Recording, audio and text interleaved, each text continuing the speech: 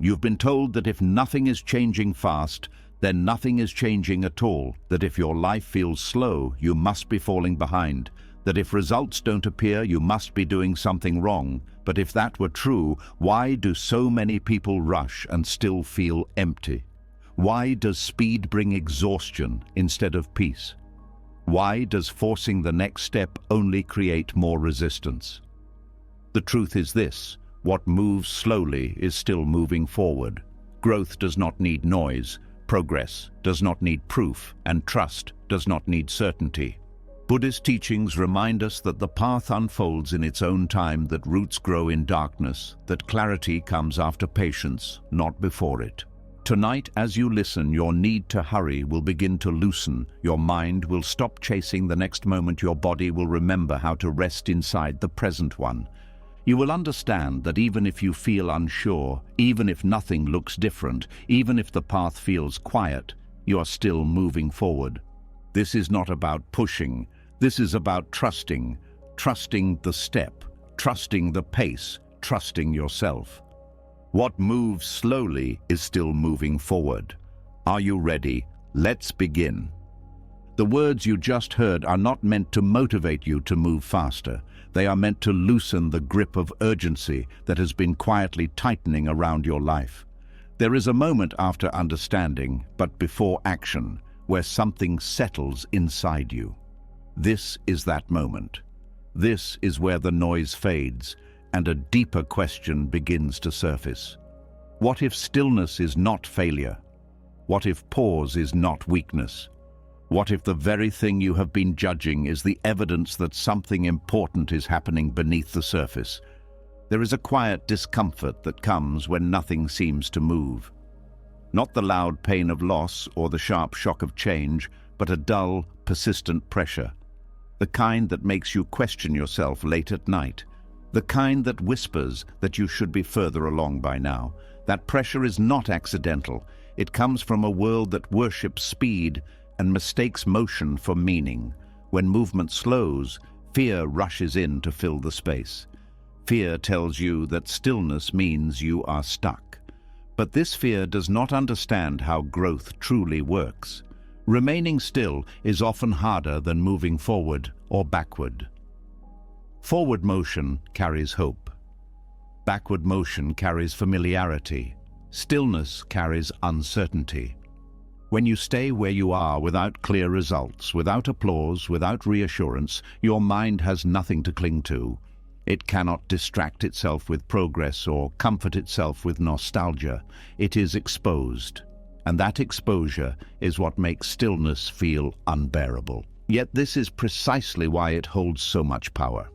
In Buddhist understanding, effort is not measured by visible change. It is measured by intention and direction. If you are not moving backward, you are already doing something rare. Regression is easy. Old habits wait patiently.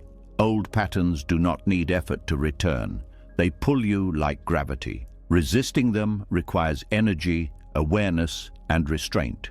That resistance may look like nothing from the outside, but internally it is active, alive, and demanding. Holding your ground when it would be easier to collapse is a form of motion that most people never learn to respect. Inertia is usually described as laziness or lack of motivation. But spiritually, inertia often appears at moments of deep transition. When an old identity no longer fits but a new one has not yet formed, movement slows. You cannot rush this space because you do not yet know who you are becoming. Forcing action here often leads to choices rooted in fear rather than truth. Stillness becomes a kind of protection. It keeps you from building your future on unstable ground. There is also a hidden discipline in not reacting. When something inside you wants to escape discomfort by making any move at all, choosing to stay is an act of strength. It trains the mind to tolerate uncertainty without panic. It teaches the nervous system that not everything unresolved is dangerous. Over time, this creates inner stability. A person who can remain steady without constant progress becomes very hard to shake. Many people believe that growth must feel inspiring or productive, but real growth often feels dull, slow, and even pointless while it is happening. Seeds do not announce themselves while they are underground. They do not rush. They do not compare themselves to other seeds. They respond only to conditions. When conditions are not right, they wait. This waiting is not passive. Inside the seed, complex processes are unfolding, but nothing is visible yet. Resisting regression is one of the most misunderstood forms of progress. Not returning to what harmed you before may not feel like success, but it is. Not repeating the same mistake again may not feel like achievement, but it is. Every time you choose not to act from old fear, old anger, or old self-doubt, you are redirecting the course of your life. Even if nothing new has appeared yet, something destructive has been prevented. That matters more than you think. The mind struggles with this because it prefers clear markers. It wants milestones, confirmation, and speed. Silence feels like failure to the mind because silence gives no feedback. But silence is often where the most important recalibration happens. When external input slows, internal awareness sharpens. You begin to notice subtle reactions. You see patterns you were too busy to see before. You catch impulses before they turn into actions. This awareness is not flashy, but it is foundational. There is also a deep humility that comes with slow movement. Speed often inflates the ego. It creates the illusion of control. Slowness strips that away. It reminds you that not everything bends to your will. This humility is not meant to weaken you. It is meant to align you with reality. When you stop fighting the pace of your life, you begin to work with it instead. And that cooperation creates a kind of quiet momentum that does not burn you out. Stillness also exposes the stories you tell yourself. When there is no progress to point to, the mind fills the gap with judgment. You may notice harsh inner voices becoming louder. This is not a sign that stillness is wrong. It is a sign that you are finally hearing what was always there. These stories lose power only when they are seen clearly. Movement often keeps them hidden. Stillness brings them to the surface so they can be understood and released. There is an important distinction between stagnation and conscious pause. Stagnation comes from avoidance. Pause comes from awareness. Stagnation numbs. Pause listens. When you remain still because you are afraid to act, energy contracts. When you remain still because you are learning, energy gathers. From the outside, these states look identical. Internally, they feel very different. One drains you, the other quietly prepares you. Many spiritual traditions recognize that life moves in cycles. Expansion is followed by contraction. Action is followed by rest. Ignoring this rhythm creates imbalance. When you try to expand endlessly, you exhaust yourself. When you allow contraction without shame, you recover wisdom. Stillness is not the end of movement. It is the reset that makes meaningful movement possible. Trust is not built during moments of success. It is built during moments when you keep going without evidence. When you do not abandon yourself just because results are delayed. Each time you stay present instead of running, trust deepens. Not trust in outcomes, but trust in your ability to remain steady regardless of outcomes. This kind of trust cannot be taught quickly. It is earned through repetition in quiet moments no one sees. There is also courage in not performing. In a world that rewards visibility, choosing not to display your progress takes strength. You learn to separate your worth from external validation. You begin to act from inner alignment rather than approval. This shift changes everything. It makes your growth less fragile. When progress is not dependent on recognition, it becomes sustainable. Remaining still can feel like standing against a strong current. Everything around you urges you to rush, compare, and prove.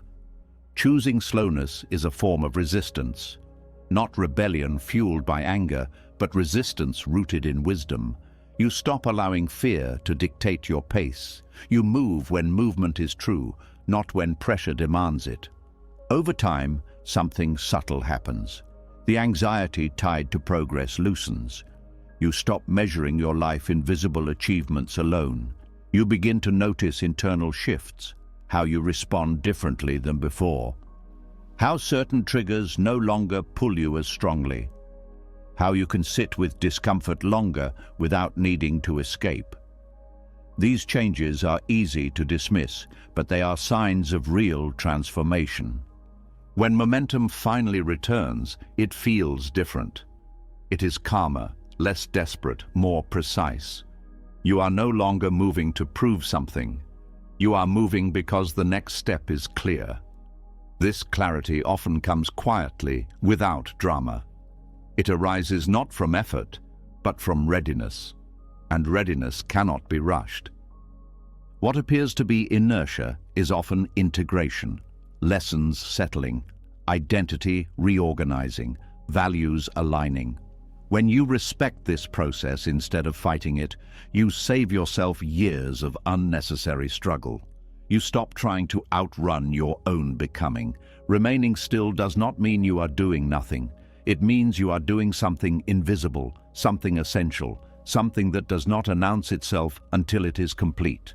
And when it is, the movement that follows carries a strength that speed alone could never create.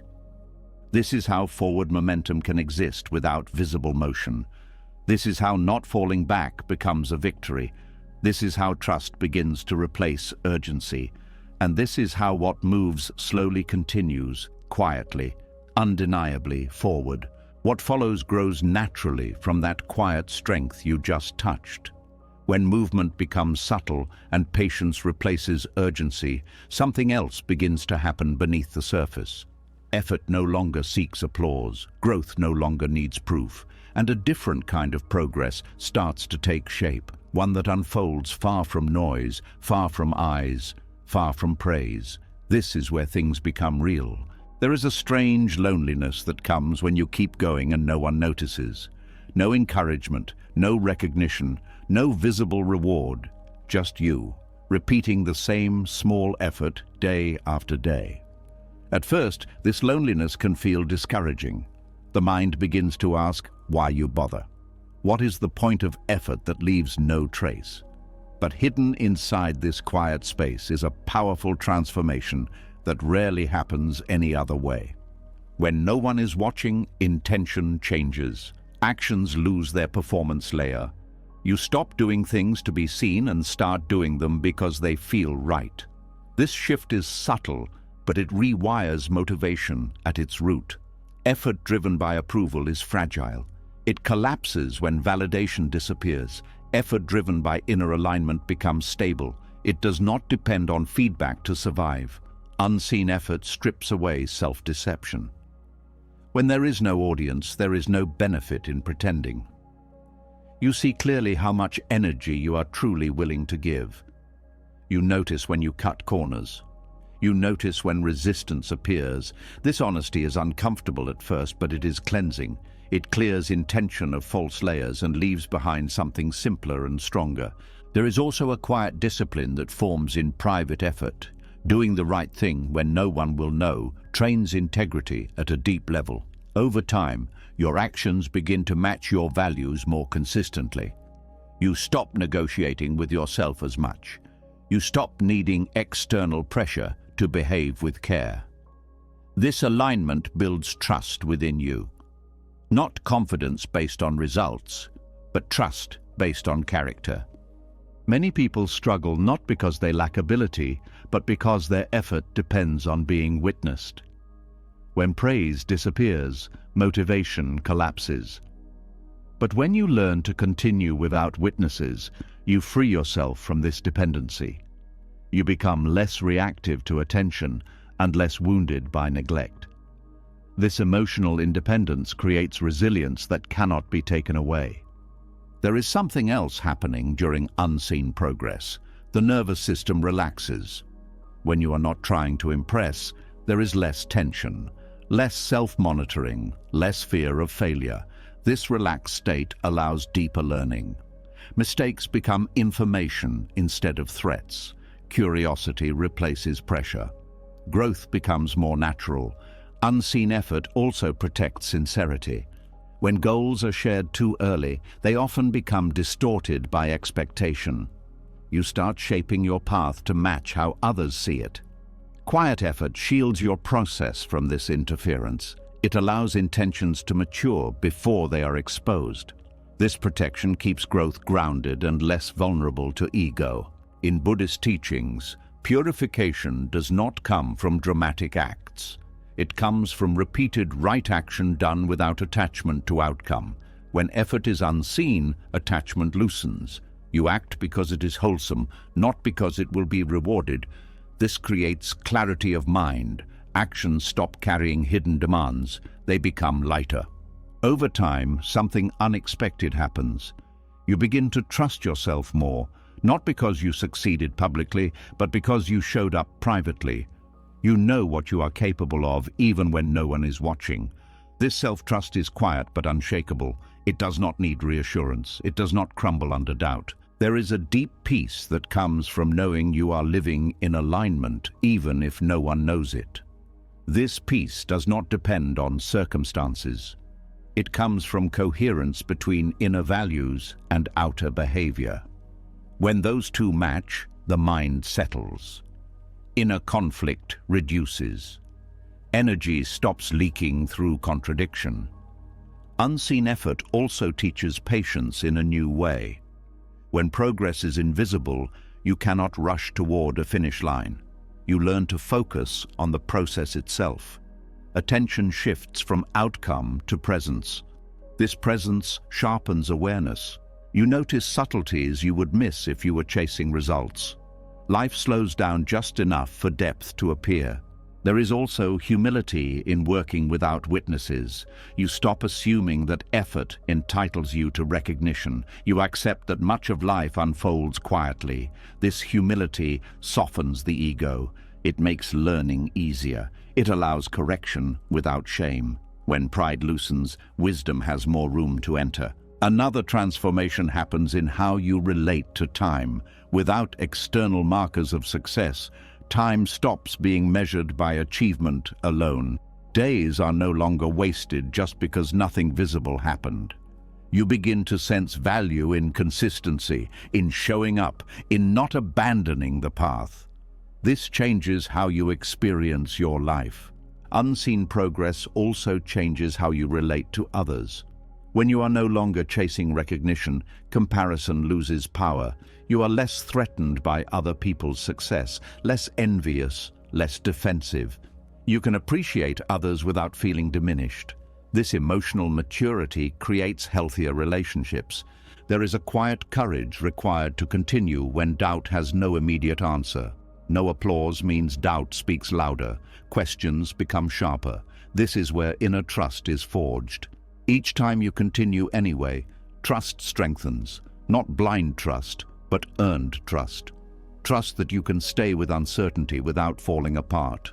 Over time, you may notice that motivation shifts from excitement to commitment. Excitement rises and falls. Commitment remains. This is not dull. It is stable. It allows long-term growth. Many meaningful changes in life require this kind of steady presence. Without it, progress fragments. Unseen effort also deepens compassion. When you struggle quietly, you become more understanding of others who do the same. You stop assuming that lack of visible success means lack of effort. This softens judgment. It expands empathy. You recognize that everyone carries invisible labor.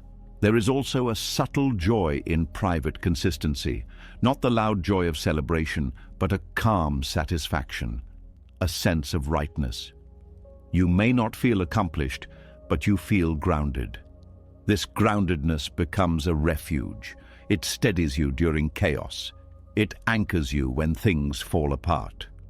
When results eventually appear, they feel different, less intoxicating, less defining. You are not dependent on them for identity. Success becomes something you experience, not something you cling to. And if results never appear in the way you expected, you are still intact. Your worth was never tied to visibility. Unseen effort teaches you to value what lasts.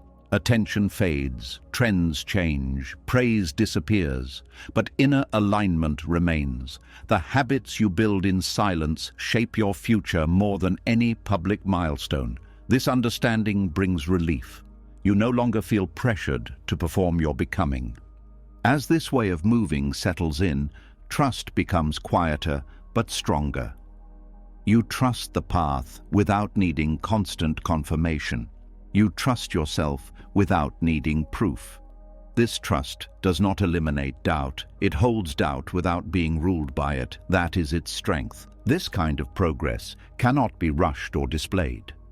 It matures slowly, deepening roots before growing branches. It prepares you for responsibility without inflating ego. It gives you stability before expansion.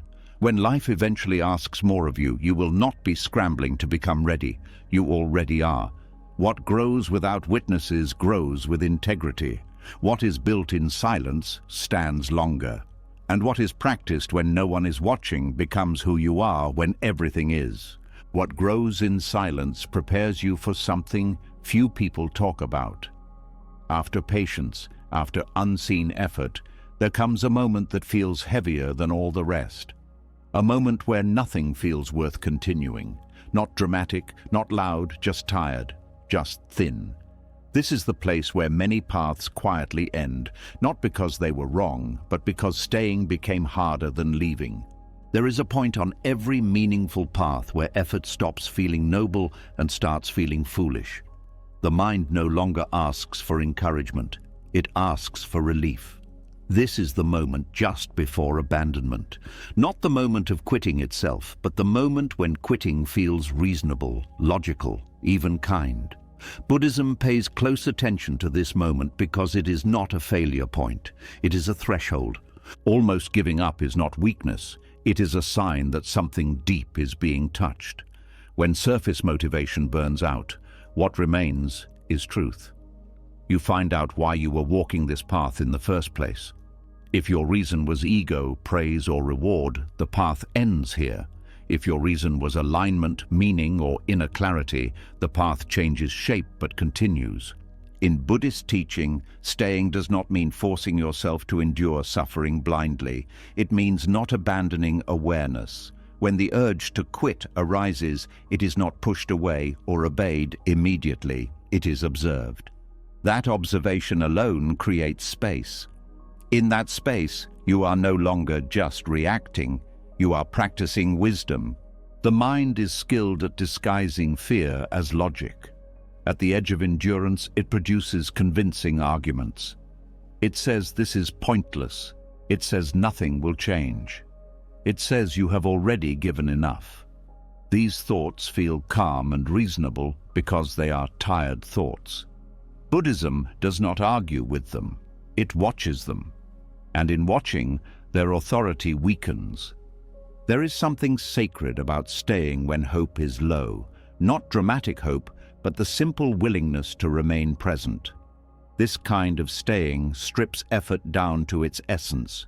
You are no longer chasing improvement. You are simply refusing to turn away. That refusal is not stubbornness. It is devotion to awareness itself.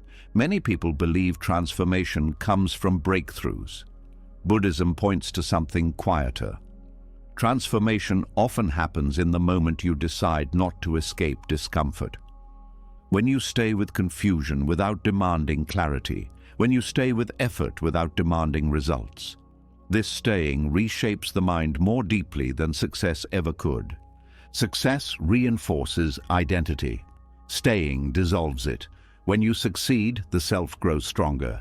When you stay through difficulty without reward, the self loosens. This loosening is essential for wisdom. A rigid self cannot see clearly. A softened self can. The moment before giving up is also the moment when attachment becomes visible. Attachment to outcome, attachment to progress, attachment to being someone who is improving. When these attachments are threatened, suffering spikes. Buddhism teaches that suffering does not mean you are on the wrong path. It often means you are seeing attachment clearly for the first time. Staying does not guarantee external change. That is not its promise. Its promise is internal freedom. When you stay without guarantees, you learn that you can survive uncertainty. That realization changes your relationship with fear. Fear loses its power to command immediate action. There is also compassion hidden in staying. When you experience the urge to abandon something you once cared about, you understand others more deeply. You stop judging people for quitting. You see how heavy it can feel. This compassion softens your view of the world. It makes you less rigid, less harsh, more human. Buddhism speaks often of the middle way. Almost giving up is where extremes reveal themselves. Force says, push harder no matter what. Escape says, leave now to end discomfort. Staying without force or escape is the middle. It requires sensitivity, listening, adjusting without abandoning. This kind of staying is not passive. It is attentive. You may change how you practice, you may rest, you may simplify, but you do not sever your relationship with the path itself. You remain in conversation with it. This ongoing relationship is what allows growth to continue even when form changes. There is a subtle confidence that forms when you stay through difficulty. Not confidence in outcome, but confidence in your capacity to remain present. This confidence does not announce itself. It shows up later, when life presents another challenge, and you do not panic as quickly. You recognize the territory. You have been here before. Almost giving up also reveals impermanence in a personal way. Motivation rises and falls. Desire fluctuates. Certainty dissolves. Seeing this directly weakens the belief that you must feel inspired to continue. You learn that commitment can exist without enthusiasm. This is a mature form of practice. Buddhist monks are taught that when the urge to leave arises, they should stay a little longer. Not forever, just long enough to understand the urge. Often what they find is not a true calling to leave, but exhaustion, loneliness, or doubt. These states pass. Decisions made from them often do not age well. Staying through this moment teaches discernment. You learn the difference between wisdom and avoidance. Sometimes leaving is right, but leaving from clarity feels different than leaving from fatigue. Staying long enough allows that difference to become clear. There is also humility in staying. You stop assuming you know how things should unfold. You accept that growth does not follow your preferred timeline. This humility opens you to learning that success would have closed off. When you are no longer trying to win, you can listen. The Dharma does not promise comfort. It promises clarity. The moment before giving up is where clarity can deepen most, when illusions fall away, when narratives collapse, when only presence remains. This presence is not exciting, it is honest, and honesty is transformative. Many people reach this point and assume something has gone wrong. Buddhism suggests the opposite. This may be the moment when practice becomes real. Before this, effort was fueled by hope. After this, it is fueled by understanding. Staying also changes your relationship with failure. You realize that quitting is not the only failure. Abandoning awareness is. As long as awareness remains, the path continues, regardless of form. This realization removes much of the fear around getting things wrong. Over time, staying builds quiet resilience. Not the loud kind that boasts endurance, but the steady kind that does not break easily. This resilience is flexible. It bends without collapsing. It allows you to adapt without losing yourself. There is a deep dignity in staying, not because it looks strong, but because it is honest. You are not pretending to be inspired. You are not chasing a future version of yourself. You are meeting reality as it is and choosing not to turn away. When people speak of transformation, they often point to moments of victory. Buddhism points to moments of endurance with awareness. Staying when you almost give up reshapes the mind in ways success cannot. Success confirms who you think you are. Staying reveals who you actually are beneath effort. Eventually, the intensity of almost giving up passes, not always quickly, but it passes. What remains is a deeper trust. Not trust that things will work out, but trust that you can remain present, even if they do not. This trust is freedom. From this place, the path continues, not because you forced yourself, but because something inside you clarified. You stayed long enough for illusion to burn out. You stayed long enough for truth to surface quietly. And that quiet truth carries you forward, not with excitement, but with depth. What happens after you choose to stay is not what most people expect. There is no sudden reward, no clear sign that tells you that you made the right choice. Instead, life often slows down even more. The path becomes quieter. Progress becomes harder to explain. And this is where a new misunderstanding appears. The mind starts to believe that slowness means delay. Buddhism offers a different view. It teaches that slow growth is not an obstacle to wisdom. It is the way wisdom is protected. When something grows too fast, it becomes fragile. It has not learned how to hold its own weight. In human development, this fragility shows up as ego. When insight, success, or clarity arrives before humility has formed, pride fills the gap. The person begins to identify with the growth instead of being shaped by it.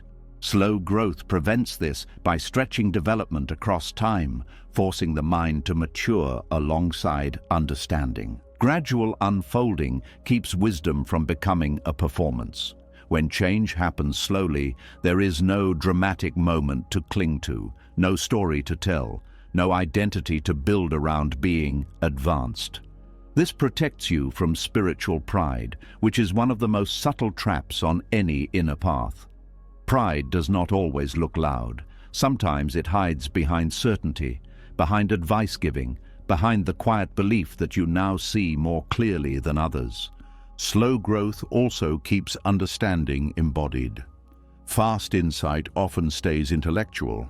It sounds right, but it has not yet been tested by life. When growth is gradual, each small realization must live with you through ordinary days. Through irritation, through boredom, through disappointment. This daily friction grounds wisdom. It stops it from floating above reality. There is also a protective patience built through slowness. You learn to hold insight without rushing to act on it. You learn to let understanding settle before it speaks. This restraint is not hesitation, it is discernment. Many mistakes are made not because insight is wrong, but because it is expressed before it is ready. Buddhist teachings emphasize right timing as much as right understanding. A truth revealed too early can cause harm, to yourself or to others. Slow growth ensures that wisdom ripens at the same pace as compassion. Without compassion, insight becomes sharp and cutting. With compassion, it becomes healing. Another protection offered by slowness is the reduction of attachment to identity. When growth takes time, you cannot easily point to a moment where you became someone new. The self remains fluid. This fluidity keeps ego from solidifying around progress. You are less likely to think, "I have arrived," because arrival never clearly happens. Slow growth also limits exposure. When understanding unfolds quietly, fewer people project expectations onto you. You are not pressured to represent wisdom before you are ready. This privacy allows mistakes. It allows learning without shame. Premature exposure often freezes development because the fear of being seen as inconsistent becomes stronger than the desire to keep learning. There is a reason many traditions value apprenticeship. Wisdom passed slowly, through observation and repetition, protects both teacher and student. It ensures that knowledge is carried responsibly. In personal growth, slow unfolding plays the same role. It prevents you from carrying insights you do not yet know how to live. Gradual growth also builds humility through repetition. When progress is slow, you are reminded often of your limits. You encounter the same struggles again and again. This repetition humbles the mind. It keeps you from believing that one insight has solved everything. You learn that understanding deepens through return, not conquest. Slowness also gives space for integration. Insight changes how you see the world. Integration changes how you live in it. These two processes move at different speeds. Insight can arrive quickly. Integration cannot. Slow growth honors this difference. It allows behavior, emotion, and perception to realign naturally. There is also protection from burnout. Rapid change demands constant adjustment. The nervous system struggles to keep up. Slow growth allows rest between shifts. It gives the body time to adapt. This steadiness preserves energy. It makes long-term practice possible. Another subtle protection is the weakening of comparison. When growth is slow and personal, there is little to compare.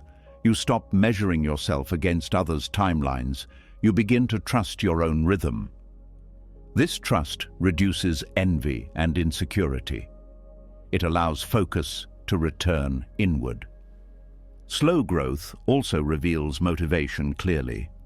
When progress is delayed, false reasons fall away. If you are growing for recognition, impatience will expose it.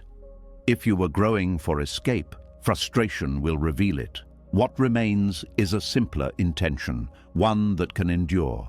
There is also a deep safety in being underestimated. When growth is quiet, you are not burdened by expectations. You are free to experiment, to fail, to change your mind. This freedom is rare and precious. It allows authenticity to survive. Buddhism does not see wisdom as something to display.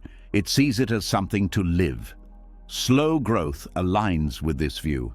It ensures that understanding becomes behavior, not belief. That clarity becomes kindness, not certainty. Gradual unfolding also builds patience with others. When your own growth takes time, you stop expecting quick change from those around you. This patience improves relationships. It softens judgment. It creates space for connection rather than correction. There is also a protection from spiritual bypassing. Fast growth can skip over unresolved pain. Slow growth does not allow this. It brings unresolved patterns back again and again until they are met. This meeting is uncomfortable, but it prevents false peace. Slow growth teaches respect for complexity. You stop looking for simple answers. You accept that understanding deepens through layers. This respect keeps you curious. It prevents rigidity. It allows learning to continue. Over time, slow growth creates a kind of quiet confidence. Not confidence that you are right, but confidence that you are learning. This confidence does not need defense. It does not argue. It listens. When wisdom is protected by slowness, it matures without distortion. It remains flexible, responsive, human. It does not harden into doctrine or identity. It stays alive. From the outside, slow growth may look like delay. From the inside, it feels like preparation, a careful shaping, a steady strengthening. It keeps you from becoming something you cannot yet carry. And when the time comes for clarity to express itself, it does so gently, without urgency, without pride, without the need to be seen. What unfolds then is not rushed growth, but rooted presence. Not a sudden leap, but a natural step forward, taken at exactly the pace that keeps wisdom whole. What grows slowly begins to feel protected, but protection often comes with restriction. After wisdom has been sheltered from pride and hurry, life tends to do something that feels unsettling. Options reduce, energy funnels. The wide road quietly closes, and what remains feels narrow, specific, and demanding. This narrowing is rarely explained. It simply happens, and many people mistake it for loss, when in truth it is preparation for clarity. There are seasons when life feels open, many choices, many directions, many identities you could step into. This openness feels freeing, but it is also distracting. Awareness scatters, attention splits. When everything is possible, very little is seen deeply. Buddhism teaches that clarity does not come from endless options. It comes from refinement, and refinement requires narrowing. When the path narrows, distractions fall away, not because you rejected them, but because they no longer fit. Activities that once held interest begin to feel empty. Conversations lose their pull. Certain ambitions quietly dissolve. This can feel confusing or even frightening, but this is awareness becoming more precise. Energy is being gathered instead of spread thin. Narrowing often appears as limitation. Less time, less energy, less tolerance for noise. The mind may panic and interpret this as decline, but spiritually, this contraction is intentional. Like a lens focusing light, narrowing concentrates attention. What once felt overwhelming becomes clearer because less is competing for awareness. Life often slows before clarity because speed depends on momentum and clarity depends on presence. When momentum fades, presence becomes unavoidable. You are forced to see what remains when movement stops. This seeing is not comfortable. It removes distractions that once softened discomfort, but it also removes illusions. When the path narrows, you are asked to choose depth over breadth, to stay with one question instead of many, to listen longer, to respond slower. This deepening sharpens perception. You begin to notice subtle patterns, small reactions, quiet truths that were always there but never held long enough. Buddhist practice values simplicity not as an aesthetic, but as a function of awareness. Too much input dulls perception.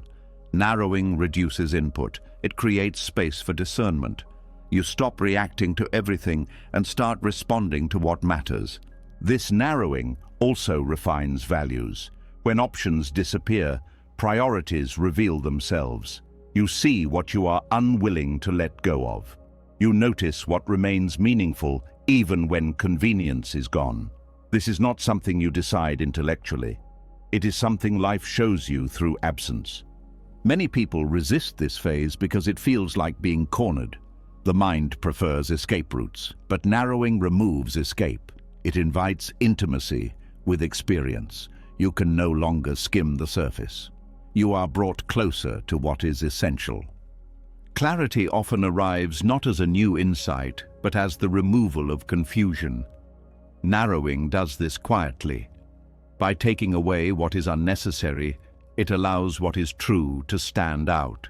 This process feels subtractive, not additive. And subtraction can feel like loss until you see what it reveals. There is also a sharpening of responsibility that comes with narrowing. When choices are fewer, avoidance becomes harder. You can no longer blame confusion on complexity. You are asked to meet what is in front of you fully. This responsibility matures awareness. Narrowing also strengthens commitment. When the path is wide, commitment is loose. You can always turn elsewhere. When the path narrows, commitment deepens because turning away costs more. This cost is not punishment, it is clarification of intent. Life often narrows the path before clarity because clarity demands honesty. Honesty cannot coexist with endless distraction. When distractions fall away, self-deception becomes visible. You see what you have been avoiding. This seeing is uncomfortable, but it is cleansing. In Buddhism, renunciation is often misunderstood as rejection. In truth, it is refinement of attention. Narrowing is a form of renunciation that happens naturally. You stop engaging with what drains you because awareness no longer tolerates it. This is not force, it is sensitivity. Narrowing also deepens compassion. When your own life simplifies, you become more attuned to suffering. You notice pain you once overlooked. This sensitivity arises because awareness is no longer overloaded. Compassion sharpens alongside clarity. The slowing that accompanies narrowing is essential. Speed would blur perception. Slowness allows details to surface. You notice tone, intention, subtle emotional shifts. This refined awareness makes your responses more skillful. Narrowing also teaches trust. When familiar supports disappear, you learn to rely on presence itself. You discover that awareness can hold you even when circumstances feel constrained. This trust is quiet but strong. Many people interpret narrowing as life closing in on them. Buddhism suggests it is life guiding attention inward.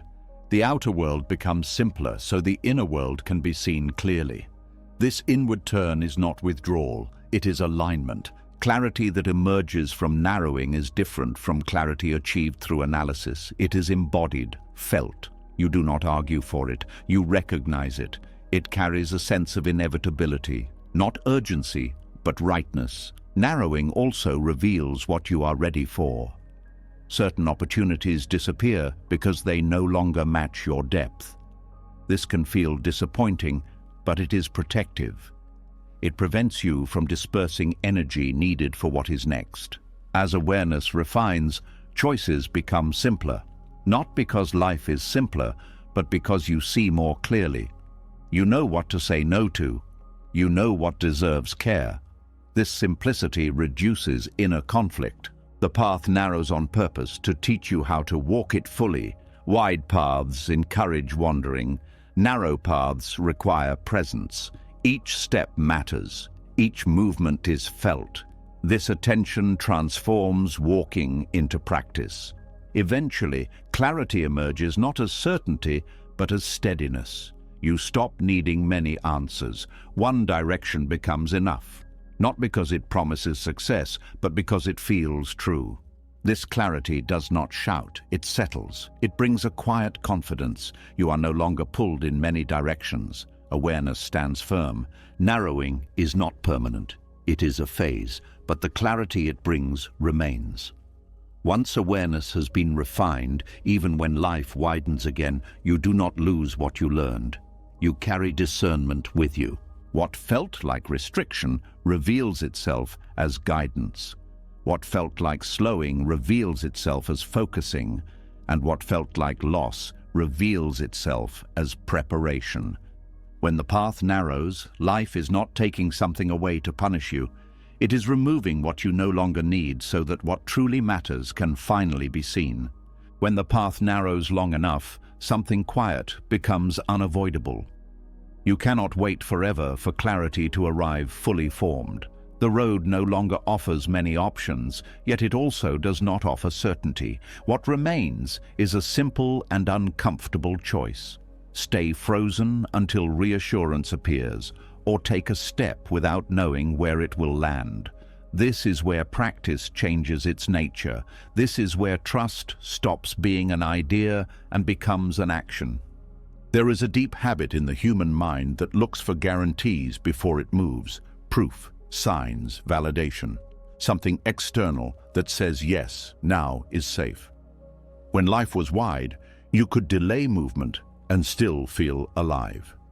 But on a narrow path, stillness without awareness turns into stagnation.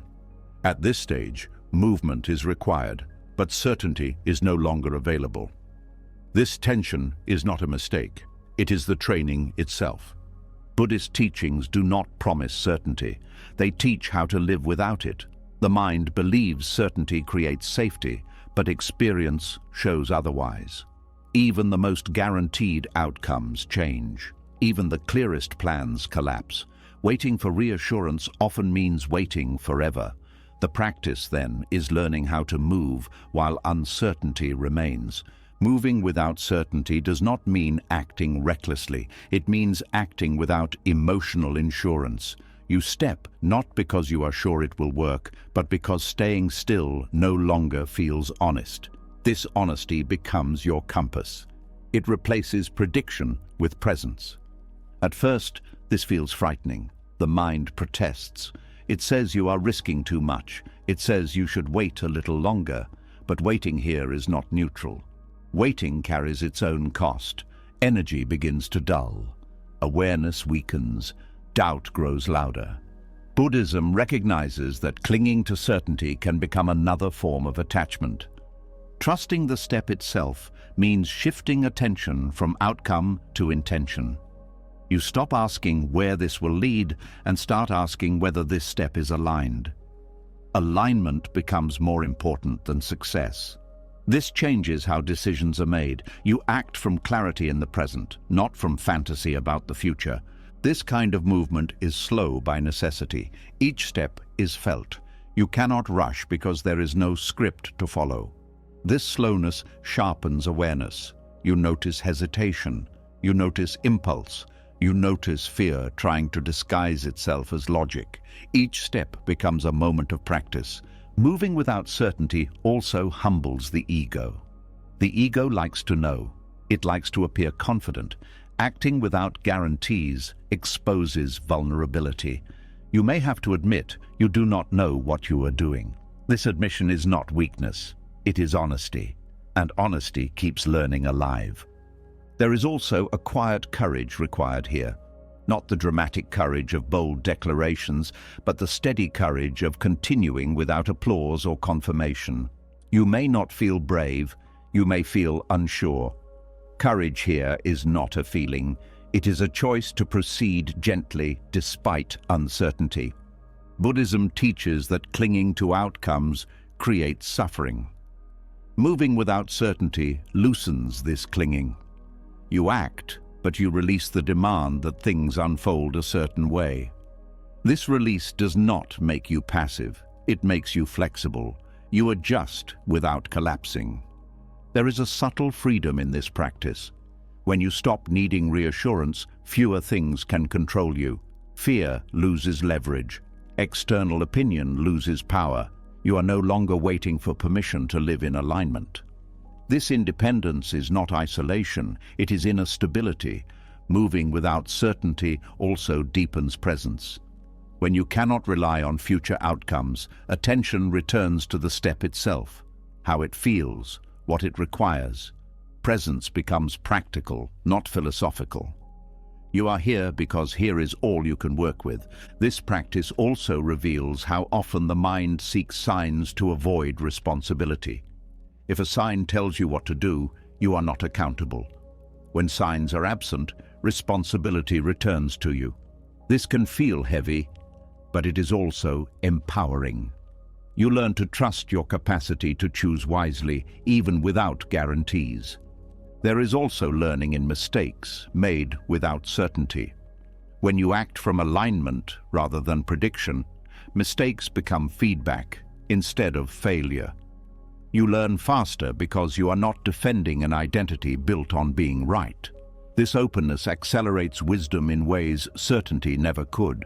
Moving without certainty strengthens intuition. Not mystical intuition, but the quiet sensitivity to what feels right in the body and mind. This sensitivity grows through use. The more you listen, the clearer it becomes. Certainty would dull this sensitivity. Uncertainty sharpens it. This practice also reduces anxiety over time. Anxiety feeds on imagined futures. When you act without certainty, you stop rehearsing futures you cannot control. Attention returns to what is actually happening. The nervous system slowly learns that uncertainty is survivable. There is also a deep respect for impermanence here. You accept that whatever results arise will change. This acceptance softens attachment. You enjoy progress without clinging. You accept setbacks without despair. Balance emerges not from control, but from understanding change. Moving without certainty also changes how you relate to others. You stop expecting them to provide reassurance you cannot give yourself. Relationships become less dependent and more genuine. You share uncertainty instead of hiding it. This honesty deepens connection. This practice teaches patience in action. You move, but you do not force. You respond, but you do not rush. You allow consequences to unfold without interference. This patience keeps action clean. It prevents panic-driven decisions. There is also a subtle joy that appears. Not excitement, but a quiet satisfaction. You are living truthfully. You are no longer waiting for life to start once everything makes sense. Life is happening now, step by step, without a map. Over time, trust shifts. You stop trusting outcomes and start trusting process.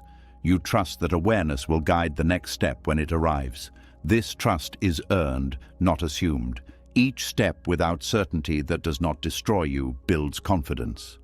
Buddhism often speaks of walking the path without knowing the destination. This is not poetic exaggeration, it is a practical instruction. The destination changes as you change. Fixating on it limits growth. Trusting the step allows evolution. Moving without certainty also dissolves regret. When choices are made from presence rather than fear, even mistakes carry less bitterness.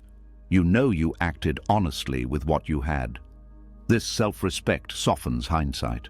As this practice deepens, uncertainty becomes less threatening. It becomes familiar terrain.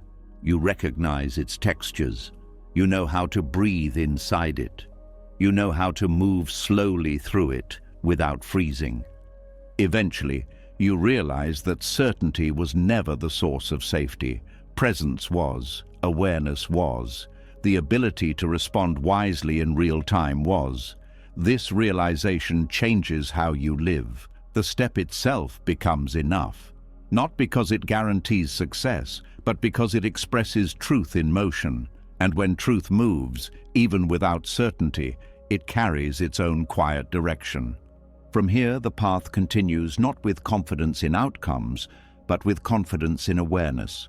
You move, you adjust, you learn. And in doing so, you discover that trust was never about knowing where you were going. It was about knowing how to walk when you did not.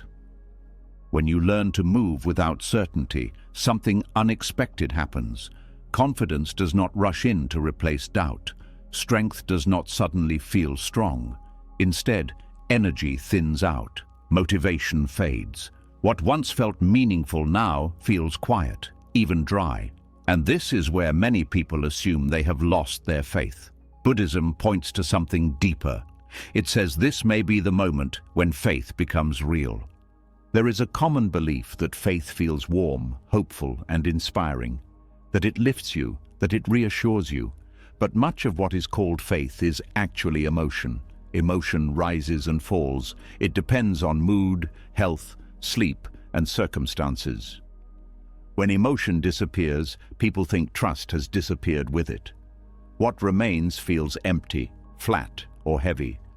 This is not the absence of faith. This is faith stripped of feeling.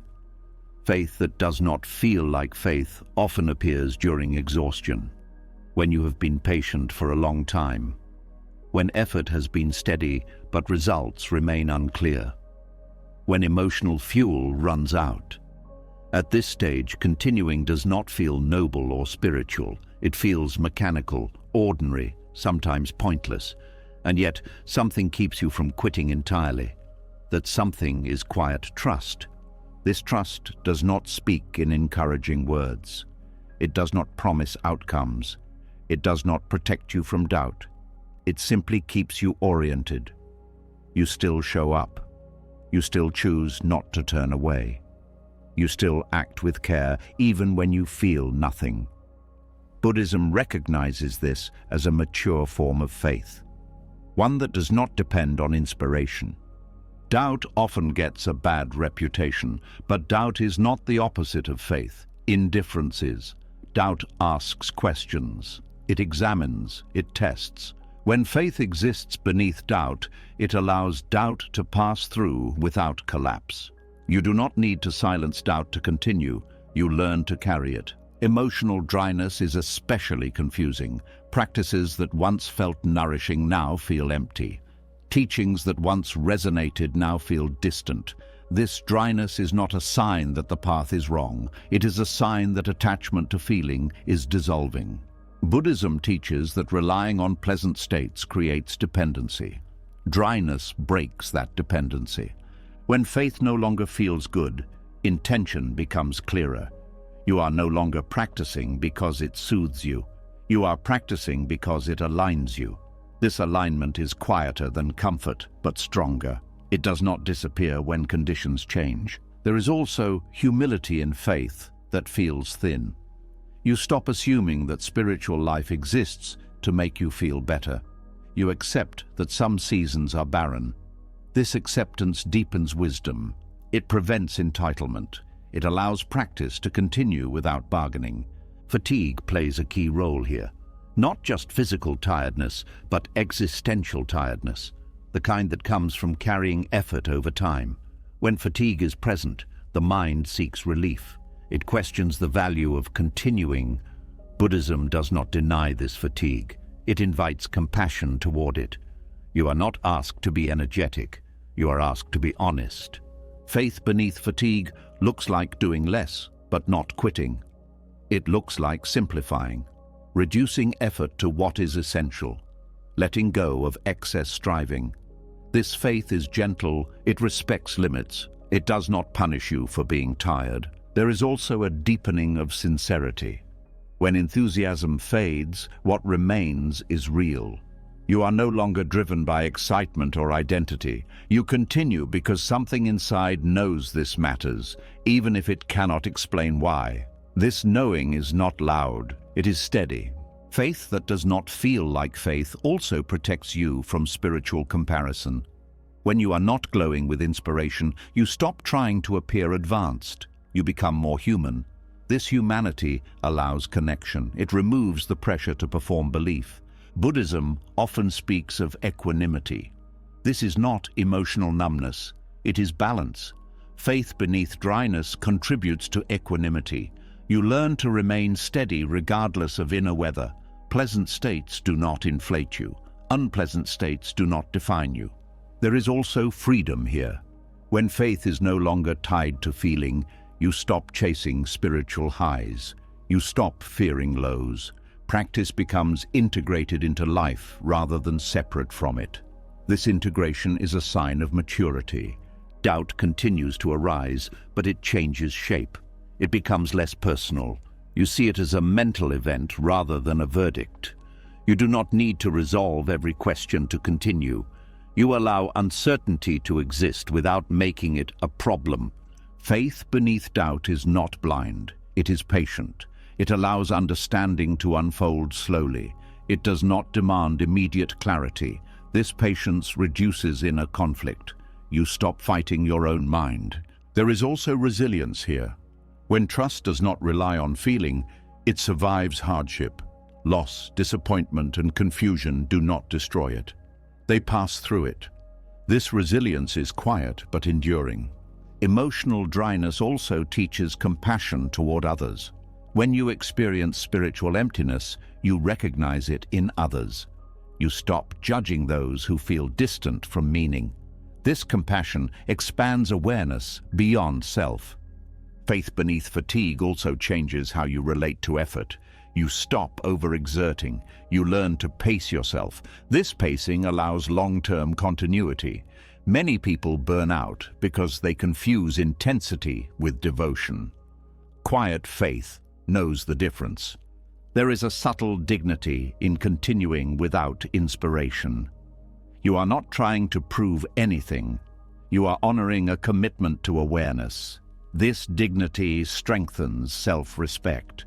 Over time, dryness passes, not suddenly, gradually. And when warmth returns, it feels different, less intoxicating, more grounded. You appreciate it without clinging. You know it will pass again. This knowing keeps balance.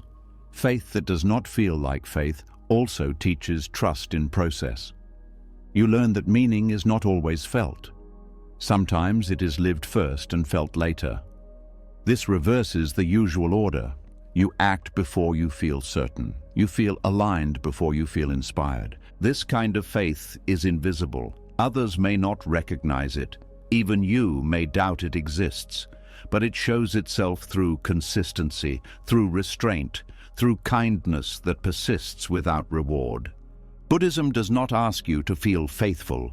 It asks you to remain aware. Awareness continues regardless of emotion. When awareness continues, faith is present, even if it feels absent. As you move through this phase, something settles. You stop asking whether you believe enough. You stop measuring devotion by emotion. You simply continue, and in that continuation, trust deepens without announcing itself. Faith beneath doubt fatigue and dryness is not dramatic. It is ordinary. And because it is ordinary, it lasts. It becomes part of how you live rather than something you feel. From here, trust no longer needs to prove itself. It does not need to be named. It functions quietly, guiding you through days that feel empty and days that feel full, without clinging to either. And this quiet trust carries you forward, not by lifting you, but by holding you steady when nothing else does. When faith no longer feels warm and trust continues quietly, the mind does not relax. It looks for proof, it looks for movement, and when it finds silence instead, it begins to worry. This is where another misunderstanding takes hold. The mind starts to believe that nothing happening means something has gone wrong. Silence becomes suspicious, stillness feels like failure, and without noticing, worth becomes tied to noise. The mind is trained by repetition. From early on, it learns that activity is praised and quiet is questioned. Effort is celebrated when it is visible. Progress is validated when it is measurable. Over time, this conditioning becomes automatic.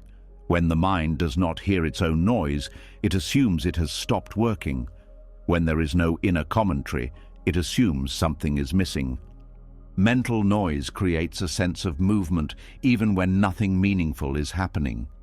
Thoughts jump, plans form, worries cycle. This activity feels productive because it feels busy. Silence, by contrast, offers no such reassurance. It feels empty. And emptiness scares a mind that equates fullness with value. Speed becomes the mind's shortcut to worth. Fast decisions feel confident, quick reactions feel intelligent, immediate answers feel competent. Silence interrupts this pattern. It removes the illusion of control.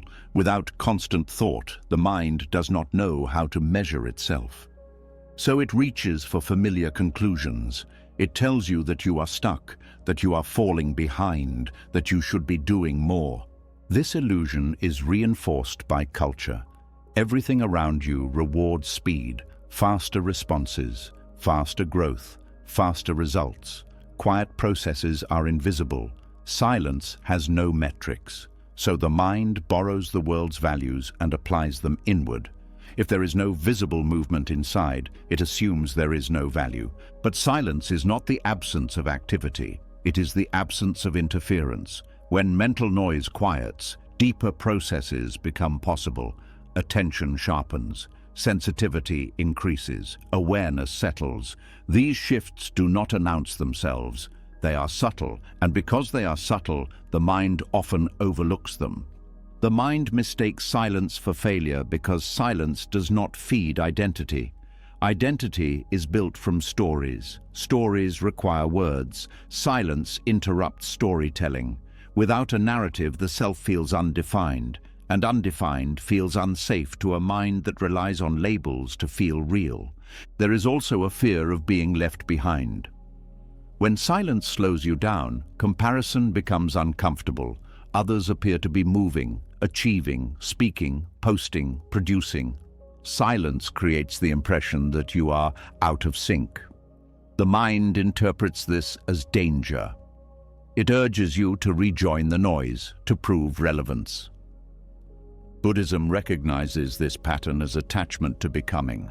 The mind wants to become something, to improve, to advance. Silence pauses this project.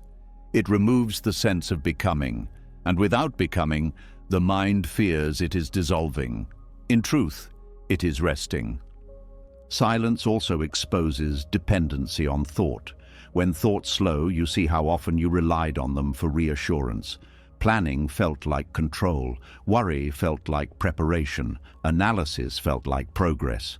Silence reveals that many thoughts were not helping. They were filling space. This realization can be unsettling. The mind may rush to recreate noise to avoid discomfort. It may invent problems, revisit old concerns, generate urgency, all to avoid the vulnerability of quiet.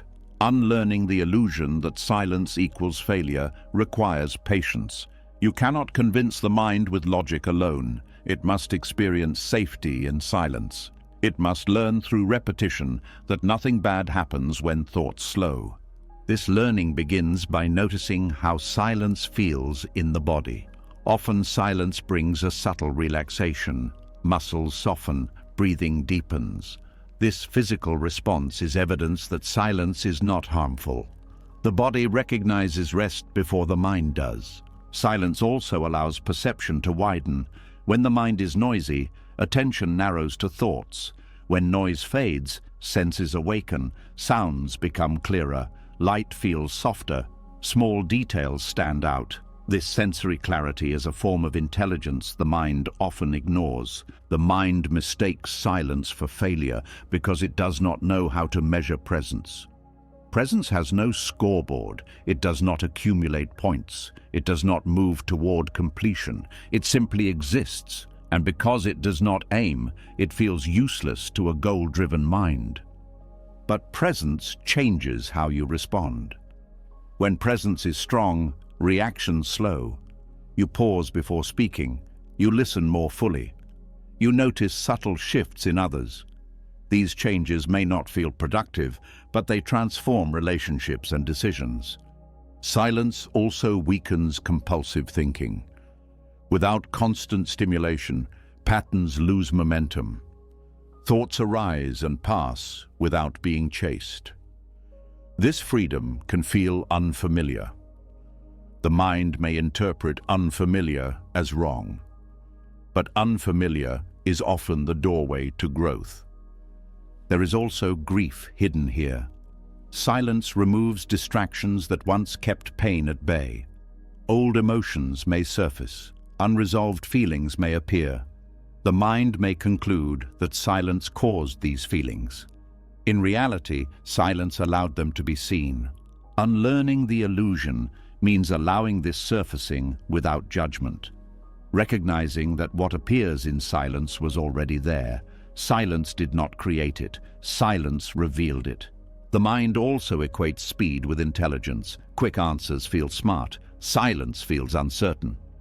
But wisdom often requires pause. It requires time for complexity to settle. Silence allows this settling. It prevents premature conclusions. When silence becomes familiar, a shift occurs. You stop needing to fill every gap. Conversations deepen. Listening improves. You notice that not everything requires response.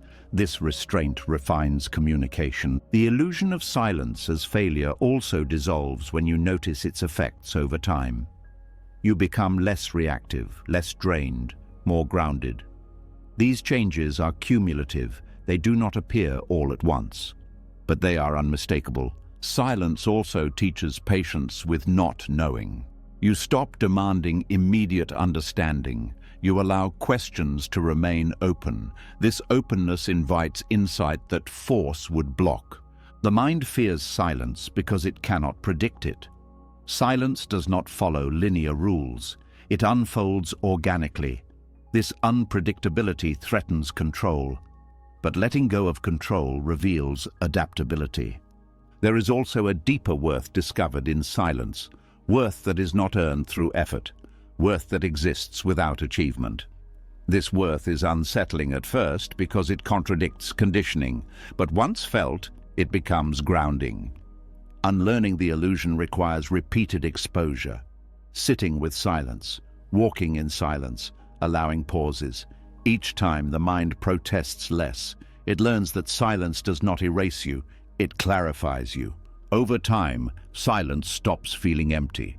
It feels spacious. It becomes a place of refuge rather than threat. You return to it not because you failed, but because you recognize its value. The mind still tries to equate speed with worth. That habit does not disappear overnight, but awareness loosens its grip. You see the pattern without obeying it. This seeing is freedom. Silence then becomes a teacher. It shows you how much effort was unnecessary, how much noise was habit, how much worth was self-imposed pressure. From this place, movement becomes more intentional. You act because it is needed, not because silence feels uncomfortable. You speak because words add value, not because quiet feels wrong. The illusion fades gradually. Silence stops being a verdict and becomes a foundation, a place where awareness rests, where value is not measured, where trust continues quietly. And in that quiet you realize that silence was never failure. It was the space where meaning was learning how to breathe. When silence is no longer mistaken for failure, another tension quietly rises. You may begin to sense that effort has been sincere, awareness has deepened, and yet outcomes remain unchanged. Nothing obvious arrives to confirm the work you have done. This is where impatience turns subtle, not loud frustration, but a quiet question that lingers. When will this show results? Buddhism meets this question with a teaching that unsettles the modern mind. Karma ripens in its own time, not yours. There is a deep human habit of tying effort to schedule. You do something good and expect something good back soon. You practice patience and expect peace to arrive on cue. You change behavior and expect life to respond accordingly. This expectation feels reasonable, but it is not how causes unfold. Karmic ripening does not follow clocks, calendars, or emotional readiness. It follows conditions. Karma in Buddhism is not fate. It is not reward or punishment. It is cause and effect unfolding through layers of influence. Each action plants a seed, but seeds do not sprout the moment they are planted. They wait for soil, water, temperature, and time. Many of these conditions are outside your control. The mind struggles with this lack of authority. It wants timelines. Karma does not offer them. When results do not appear, the mind often assumes effort was wasted. This assumption creates unnecessary suffering. Buddhism teaches that unseen ripening is still ripening. Just because effects are delayed does not mean causes are inactive. Much of karma works invisibly, adjusting internal conditions before external ones change. Human timelines are shaped by desire. We want relief now. We want clarity now. We want confirmation now. But desire itself becomes an obstacle when it demands immediacy. It narrows perception. It blinds you to subtle shifts. It makes you overlook small changes because they are not dramatic enough. Karmic ripening often begins internally, a softer reaction, a slower impulse, a different choice made quietly. These changes may not alter circumstances immediately, but they alter trajectory. Over time, trajectories matter more than moments. There is also the accumulation of old causes. Present experience is shaped by countless past actions, many forgotten. Expecting new effort to override all previous conditions instantly is unrealistic. Buddhism encourages patience not as resignation, but as realism. Surrender plays a crucial role here. Not surrender as giving up, but surrender as releasing the demand to control timing. When you surrender timelines, tension loosens. You stop gripping the future. Energy returns to the present. Peace begins to replace strain. Surrender also restores trust in process. You recognize that effort has value even when outcomes are delayed. This trust prevents burnout. It allows continuity. You continue practicing not because you expect reward soon, but because alignment matters now. There is grief hidden in delayed ripening, grief for time invested without visible return, grief for hopes postponed. Buddhism does not dismiss this grief. It invites you to hold it gently, to feel disappointment without turning it into self-blame. Delayed results often test sincerity. When reward is postponed, motivation reveals itself. Are you acting for outcome or for integrity? This question becomes unavoidable. Surrender clarifies intention by removing payoff. Karmic ripening off schedule also teaches humility. You are reminded that life is larger than personal will. This humility softens resistance. It allows cooperation with reality rather than constant negotiation. There is also protection in delay. Immediate results can inflate ego. Delayed results allow wisdom to mature before success arrives. This prevents misuse of outcome. It ensures readiness. Surrender does not mean passivity. You still act, you still care, but you stop demanding control over when effects appear. This shift reduces anxiety. Anxiety thrives on anticipation. Surrender releases anticipation. There is also freedom from comparison. When timelines dissolve, you stop measuring progress against others. Everyone's karmic conditions differ. Comparison loses meaning. Delayed ripening teaches patience with complexity.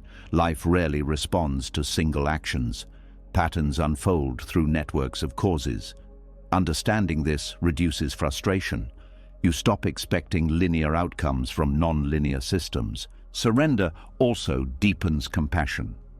When you see how long change takes, you judge others less harshly. You recognize that effort may be happening beneath the surface. This compassion extends inward as well. Karmic delay invites presence. When future payoff is uncertain, attention returns to what can be done now. This presence reduces suffering created by expectation. There is also resilience built here. When peace does not depend on immediate results, it becomes more stable. You learn to endure uncertainty without collapsing. Surrender restores peace because it removes the struggle against time. Time is not an enemy, it is a condition. Fighting it drains energy, accepting it frees energy. Delayed results often carry deeper lessons. You may be learning restraint, humility, or endurance rather than success. These lessons are harder to measure but more transformative. Surrender also teaches trust in unseen processes. Just as silence revealed hidden activity, delay reveals hidden maturation. You learn to respect what you cannot see. There is also relief in letting go of deadlines for becoming. You stop pressuring yourself to arrive.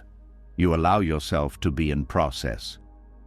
Karmic ripening off schedule teaches patience not as waiting, but as continuing without certainty. This patience stabilizes the mind. It prevents despair. Surrender does not guarantee outcomes. It guarantees peace with unfolding. This peace is not complacency, it is grounded acceptance. Over time, you may notice that results appear unexpectedly, not when demanded, but when conditions align. This unpredictability reinforces humility and trust. Delayed ripening also teaches impermanence. Results, when they come, do not last forever. Knowing this prevents attachment. You appreciate without clinging. Surrender restores peace by shifting focus from outcome to alignment. You measure life by integrity rather than achievement. This measurement is kinder. There is also a quiet dignity in continuing without visible reward. You are no longer negotiating with life, you are participating. Karmic timing cannot be forced, but it can be trusted. Trust grows through experience. Each time delayed effort does not destroy you, trust strengthens. Eventually, impatience softens. You stop asking when and start asking how to remain present. This shift transforms waiting into living. Karmic ripening off schedule teaches you to walk with time rather than race it. When you do, peace is no longer postponed. It arrives now in the willingness to allow life to unfold without resistance. And in that allowance, effort becomes lighter, trust deepens, and the path continues without the burden of expectation. When you stop arguing with time and allow life to unfold without forcing it, something very plain remains. No excitement, no clear payoff, just the same day arriving again. The same choice waiting to be made again. This is where many people quietly drift away, not because they lost faith, but because repetition feels invisible.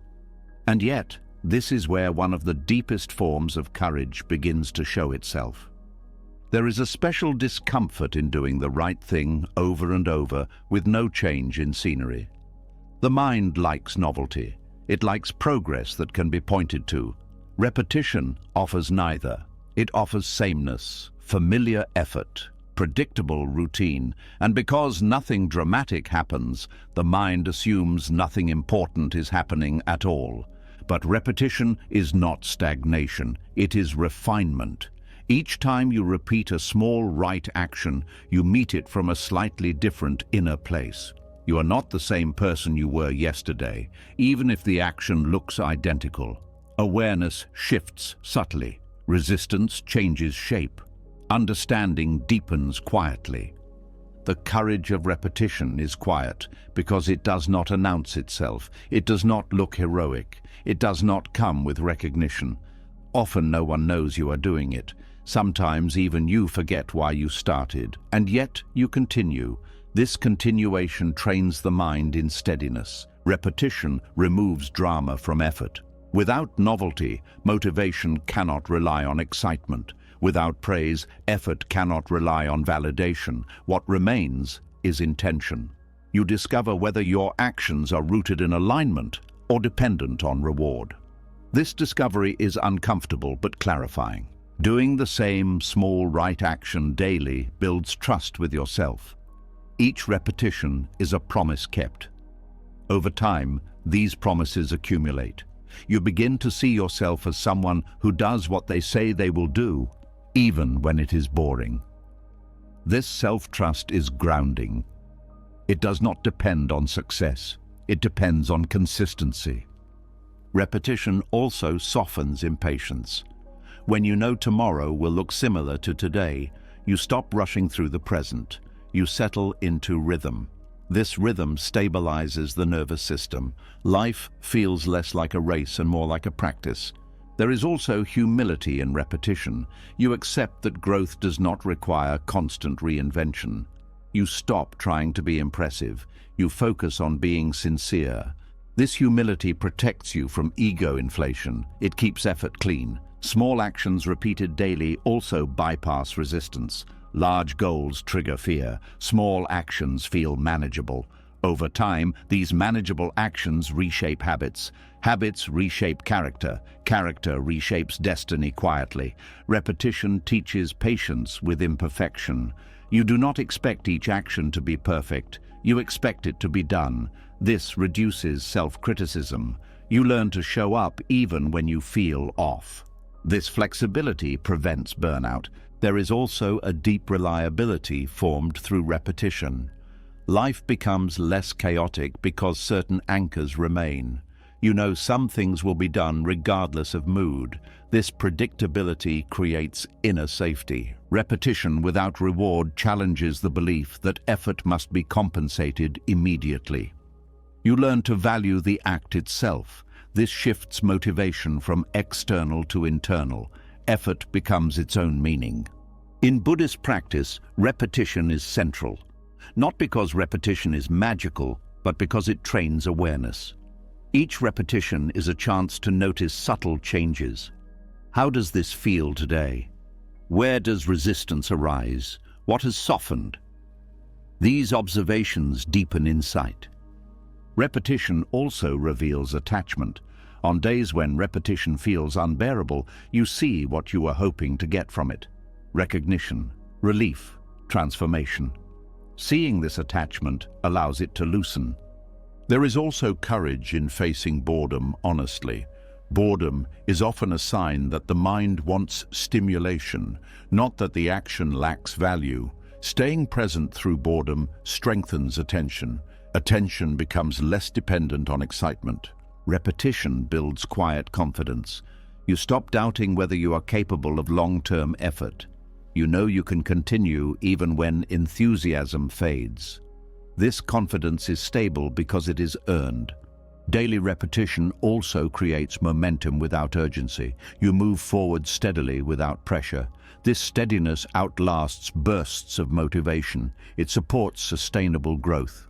There is also compassion in repetition. When you repeat kindness, patience, or restraint daily, these qualities become natural. They stop feeling forced. They become part of how you respond. Repetition teaches respect for process. You stop looking for shortcuts. You understand that depth comes from return. This respect reduces frustration. There is also a quiet joy that appears over time. Not excitement, but familiarity. A sense of belonging to your own life.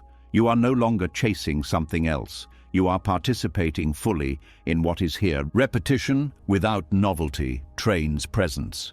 You cannot rely on excitement to stay engaged. You must notice details.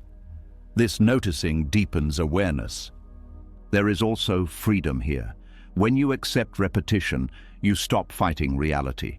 Many aspects of life are repetitive. Accepting this reduces suffering. Repetition also teaches that change is cumulative. You may not notice progress day to day, but looking back, you see difference. This delayed recognition reinforces trust. The quiet courage of repetition lies in continuing without applause, in choosing alignment over recognition, in valuing integrity over excitement. Over time, repetition shapes identity. You become someone who practices, someone who shows up, someone who does not abandon effort because it is ordinary. This courage is not loud. It does not need to be seen. It carries you forward gently, day after day, building something durable beneath the surface. And as this steadiness settles, the path continues not with urgency, but with reliability. You walk not because it is thrilling, but because it is true. When repetition settles into your life and effort becomes steady rather than dramatic, another truth quietly reveals itself. Some things do not heal quickly, no matter how patiently you show up. Some wounds resist schedules, discipline, and good intentions, and this is where a deeper lesson begins. Not about fixing, not about progress, but about what slow healing gives you that fast healing never can. There is a special kind of frustration that comes from long recovery.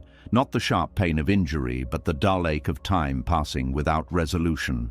You do the work, you rest, you try again, and still the weight remains. Many people interpret this as failure.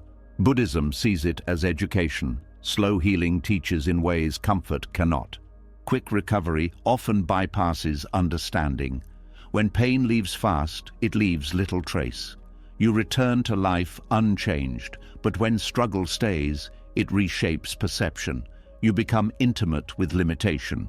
You learn what it feels like to carry something unresolved. This familiarity opens the heart. Prolonged struggle softens judgment. When you live with pain, impatience fades. You stop expecting others to be fine on demand. You recognize that effort does not always equal relief. This recognition deepens empathy naturally without effort. Slow healing also dissolves the illusion of control. You realize that not everything responds to willpower. This humility changes how you relate to others. You stop offering quick solutions. You listen more. You respect the complexity of suffering. There is also vulnerability in slow healing. You cannot hide behind improvement. You remain exposed longer. This exposure teaches tenderness. You learn to treat yourself gently because harshness no longer works. This gentleness extends outward. Prolonged struggle teaches presence.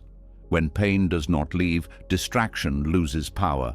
You must learn to be with discomfort without constant resistance. This presence strengthens awareness. You become less reactive to pain in others because you recognize it. Slow healing also reveals how deeply connected suffering is. You notice shared patterns: fear, grief, shame, loneliness. These experiences are not unique to you. Seeing this reduces isolation. Compassion grows from recognition. There is patience learned here that cannot be taught. Not patience as waiting, but patience as endurance with kindness. You stop fighting your own pace. This patience becomes a gift you offer others without trying. Quick recovery often reinforces independence. Slow healing teaches interdependence. You learn to accept help, to ask, to receive. This vulnerability builds connection. It reminds you that healing is relational. Prolonged struggle also teaches respect for invisible pain. You stop assuming that someone who looks fine is fine. You know how much can be carried quietly. This awareness changes how you move through the world. Slow healing reshapes expectations. You stop believing that life owes you ease. This is not bitterness, it is realism. And realism allows compassion to be grounded rather than idealistic. There is also wisdom gained about boundaries. When energy is limited, you learn what matters. You stop overgiving.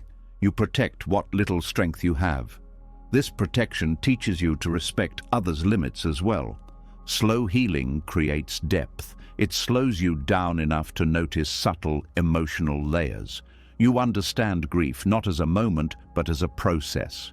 This understanding allows you to sit with others' pain without rushing them. There is also a quiet courage developed here. Continuing to live fully while healing slowly requires strength, not the strength of overcoming, but the strength of allowing. This strength is gentle but resilient. Prolonged struggle teaches you how to be present without fixing. This skill is rare. Many people rush to solve discomfort. Slow healing teaches you to stay, to witness. This witnessing is healing in itself. Slow healing also reveals the difference between sympathy and compassion. Sympathy stays outside pain. Compassion enters it. Living with long-term struggle opens that door naturally. There is also gratitude that forms differently here. Not gratitude for relief, but gratitude for understanding. You appreciate moments of ease without clinging. You appreciate others' kindness more deeply. Quick recovery often leaves little room for reflection. Slow healing forces reflection. You ask deeper questions, not why this happened, but how to live with it. These questions mature awareness. Prolonged struggle also reduces fear of others' pain. When you have sat with your own, you are less afraid of theirs. You do not need to escape. You can stay present. Slow healing teaches non-judgment. You stop labeling experiences as good or bad so quickly. You see complexity. This reduces harshness toward yourself and others. There is also a reshaping of identity. You are no longer defined by strength or productivity. You learn to value being overdoing. This shift deepens compassion. Slow healing builds trust in process without guarantees. You learn to live well, even without resolution. This ability brings peace that does not depend on circumstances. Prolonged struggle teaches reverence for small comforts. Rest, quiet, gentle connection. These become meaningful. This appreciation changes how you treat everyday life. There is also forgiveness learned here. Toward yourself, toward your body, toward your past. Slow healing does not allow shortcuts. Forgiveness emerges gradually. Slow healing deepens empathy because it removes distance. You no longer see suffering as abstract. It becomes personal. And what is personal becomes sacred. Quick recovery can close the heart. Slow healing opens it, not because pain is good, but because awareness grows around it. Over time, you notice that compassion becomes effortless. You do not try to be kind, you understand. And understanding naturally expresses itself as care. Slow healing also teaches acceptance without resignation. You accept what is without giving up on what could be. This balance is wise. There is also humility in knowing you are not finished. Healing continues. This humility keeps you open. It prevents arrogance. Slow healing teaches you how to walk alongside pain rather than ahead of it. This companionship is what you later offer others. Eventually, you realize that what took the longest to heal taught you the most about being human, about limits, about kindness, about patience. The struggle did not make you better by fixing you. It made you better by softening you. And from that softness, compassion flows not as an idea, but as a lived response.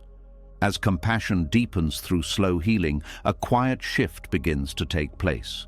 Pain may still be present. Circumstances may look the same. The world around you does not suddenly rearrange itself to reflect your effort. And yet, something fundamental has changed.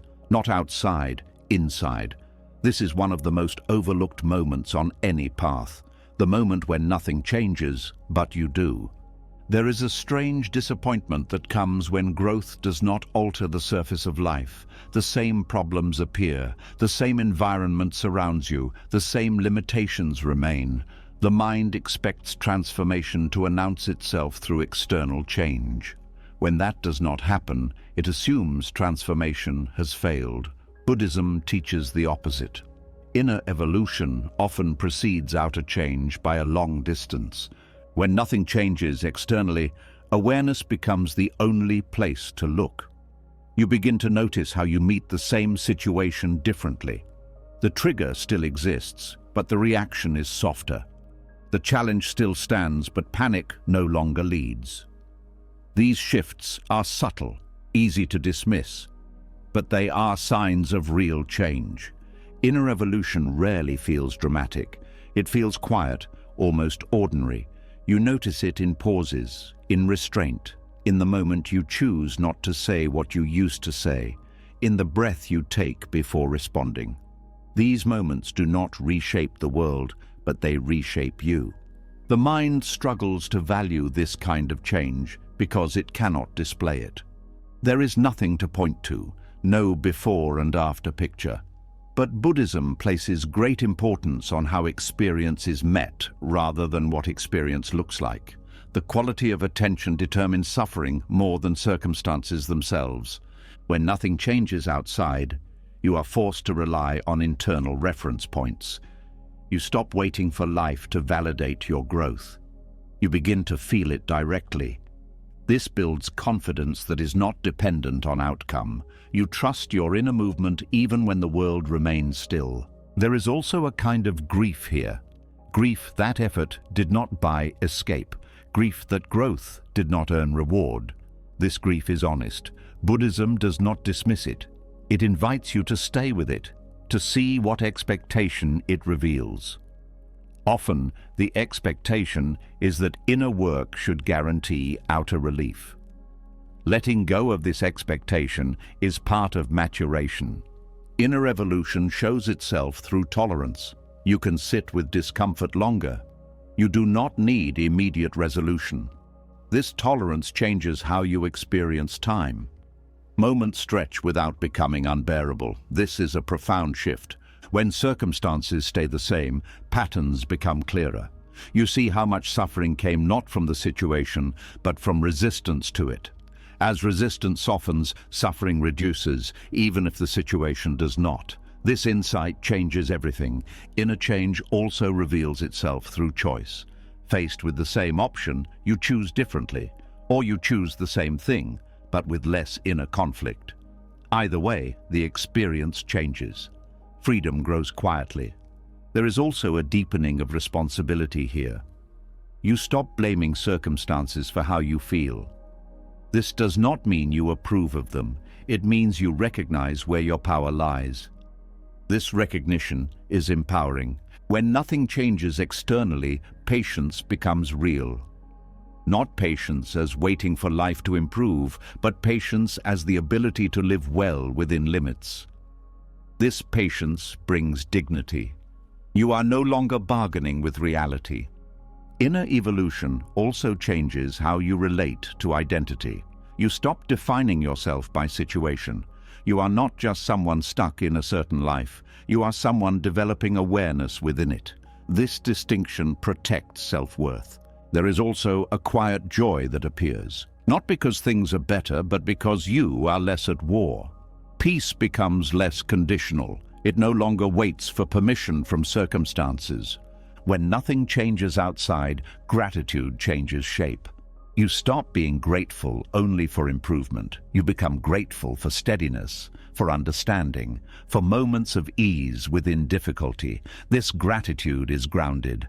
Inner evolution also reshapes hope. Hope becomes less about escape and more about integrity. You hope to remain aligned, not necessarily to be rescued. This hope is sustainable. There is a strengthening of discernment. You see which battles matter and which do not. You stop spending energy trying to control what cannot be controlled. This conservation of energy brings clarity. When circumstances remain identical, you may notice less urgency to explain yourself. You do not need others to see your growth. This privacy protects sincerity. You live differently without announcing it. Inner change also appears in how you treat your own mind. You are less harsh, less demanding. You allow yourself to be unfinished. This allowance reduces inattention. There is also a new relationship with effort. You stop pushing for visible results. You focus on quality of engagement. This focus improves experience even without change. When nothing changes outside, comparison loses power. You stop measuring progress by milestones. You measure it by awareness. This internal metric is kinder and more accurate. Inner evolution also deepens compassion. You recognize that many people are growing invisibly. You stop assuming that unchanged circumstances mean unchanged effort. This softens judgment.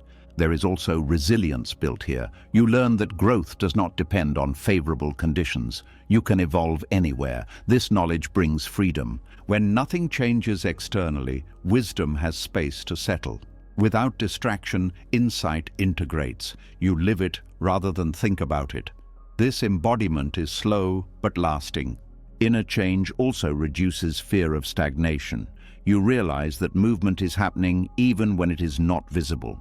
This realization restores trust.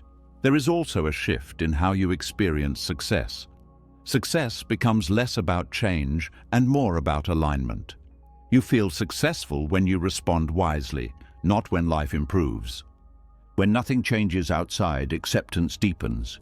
Not resignation, but clarity. You see what is.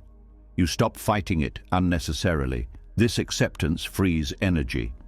Inner evolution also teaches humility. You see how much remains to learn. This openness keeps growth alive.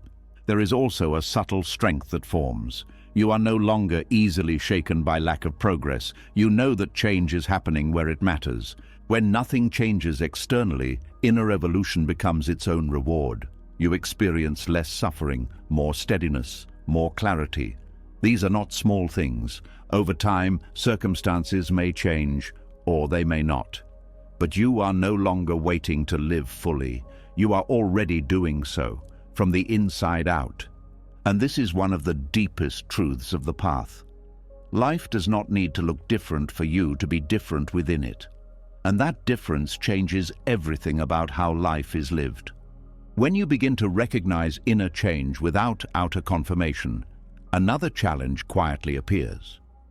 You start to see how much of your self-worth was tied to becoming finished. Better, clearer, resolved. And when you notice how much of you is still forming, a familiar pressure rises. The urge to fix yourself, to rush completion, to reject what is not yet whole. This is where a deeper discipline is required, not the discipline of improvement, but the discipline of trust. There is a deep habit in the human mind to equate incompleteness with failure. If something is unfinished, it feels wrong. If you are still struggling, it feels unacceptable. This habit forms early. You are praised for results, not for process. You are valued when you appear put together, not when you are still learning. Over time, this conditioning turns inward. You begin to treat yourself as a project that must be completed before it deserves care. Trusting an unfinished self goes against this conditioning. It asks you to stay present with who you are now, not who you plan to become. This is uncomfortable because the unfinished self carries uncertainty. It does not offer a clear identity. It does not promise resolution. And yet, this is the self that is actually alive. The discipline here is subtle. It is not about lowering standards or giving up on growth. It is about refusing to make self-acceptance conditional. You allow yourself to be incomplete without turning that fact into a verdict. This requires restraint, the restraint to not attack yourself for what is still developing. Many people believe self-criticism motivates growth. In reality, it often creates fear. Fear narrows awareness. It makes learning rigid. Trusting an unfinished self creates safety. Safety allows exploration. Exploration allows growth. This sequence is often misunderstood. Allowing incompleteness does not mean indulging harmful patterns. It means recognizing that change happens through relationship, not punishment.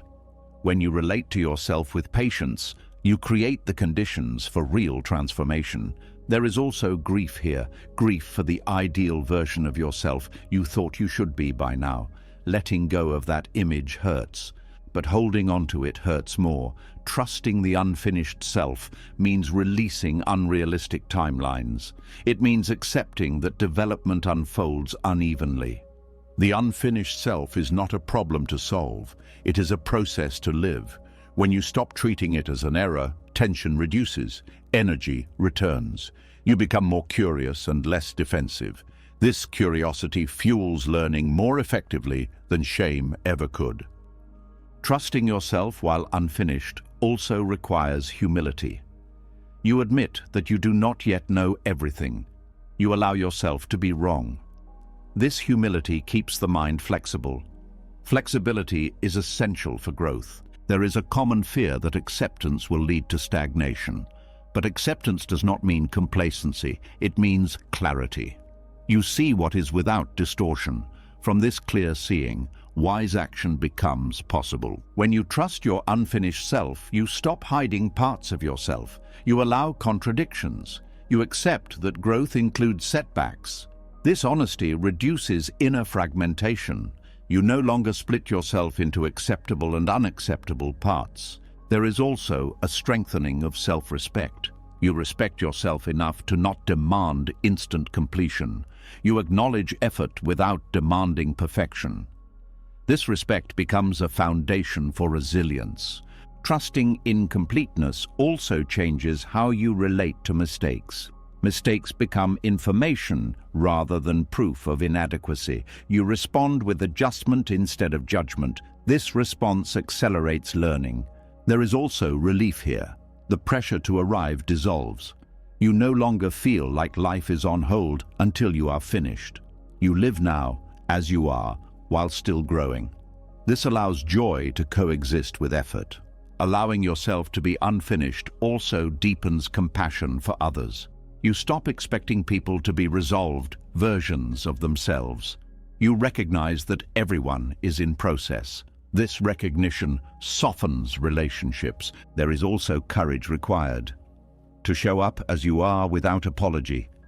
To participate without feeling fully ready. This courage is quiet but transformative. It keeps you engaged with life instead of waiting on the sidelines. Trusting the unfinished self also changes how you experience time. You stop racing toward a future identity. You settle into ongoing development. This reduces anxiety. You are no longer chasing completion.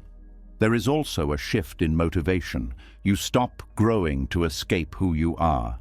You grow to express who you are becoming. This difference matters. Growth rooted in rejection feels heavy.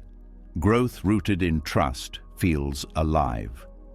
Allowing incompleteness teaches patience with complexity. Human change is not linear. Some parts of you evolve faster than others.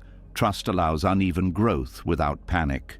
There is also an easing of comparison. When you accept being unfinished, you stop measuring yourself against others' progress. You recognize that everyone's path unfolds differently. This reduces envy and insecurity. Trusting an unfinished self also strengthens boundaries. You stop overextending to prove worth. You allow yourself to rest. This rest supports long-term development. There is also integrity here. You stop pretending to be more resolved than you are. This honesty aligns inner and outer life. Alignment reduces stress. Allowing yourself to be unfinished creates space for learning from life rather than controlling it. You remain open. You remain responsive. This openness keeps wisdom alive. There is also a deep kindness learned. You treat yourself as you would treat someone you care about who is still learning. This kindness changes your inner dialogue. It becomes more supportive, less harsh. Trusting incompleteness also changes how you handle uncertainty. You accept not knowing as part of the path. This acceptance reduces fear. There is also strength here. You are not fragile because you are unfinished. You are adaptable. Adaptability is strength. Allowing yourself to be unfinished removes the false divide between now and later. Life is not postponed until completion. It is lived continuously. This realization brings presence. There is also freedom in letting go of the fantasy of arrival. You stop waiting for the moment when everything makes sense. You engage with life as it is. Trusting the unfinished self also protects against burnout. You stop demanding constant improvement. You allow integration. This balance sustains growth.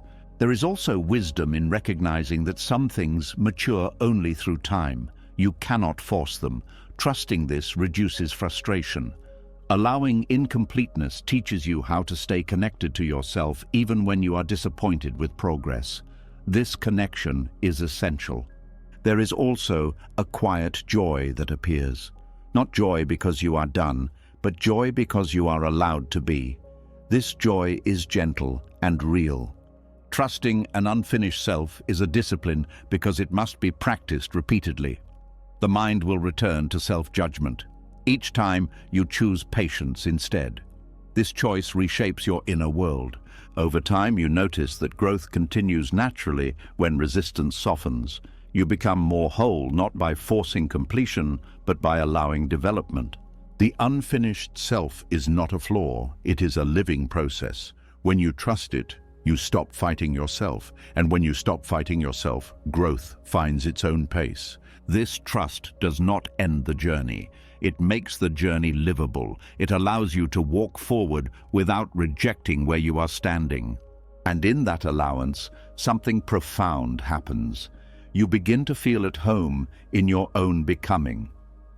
When you begin to feel at home in your own becoming, another experience quietly takes center stage. It does not arrive with pain or fear. It arrives with dullness, with flatness, with the sense that nothing is happening and nothing is interesting. Boredom. This is the moment many people reach for distraction without thinking. But boredom, when met honestly, is not an enemy. It is an unopened door. Boredom appears when the mind runs out of stimulation, when novelty fades, when the familiar no longer entertains. The mind interprets this as a problem to fix. It says something is missing, something is wrong.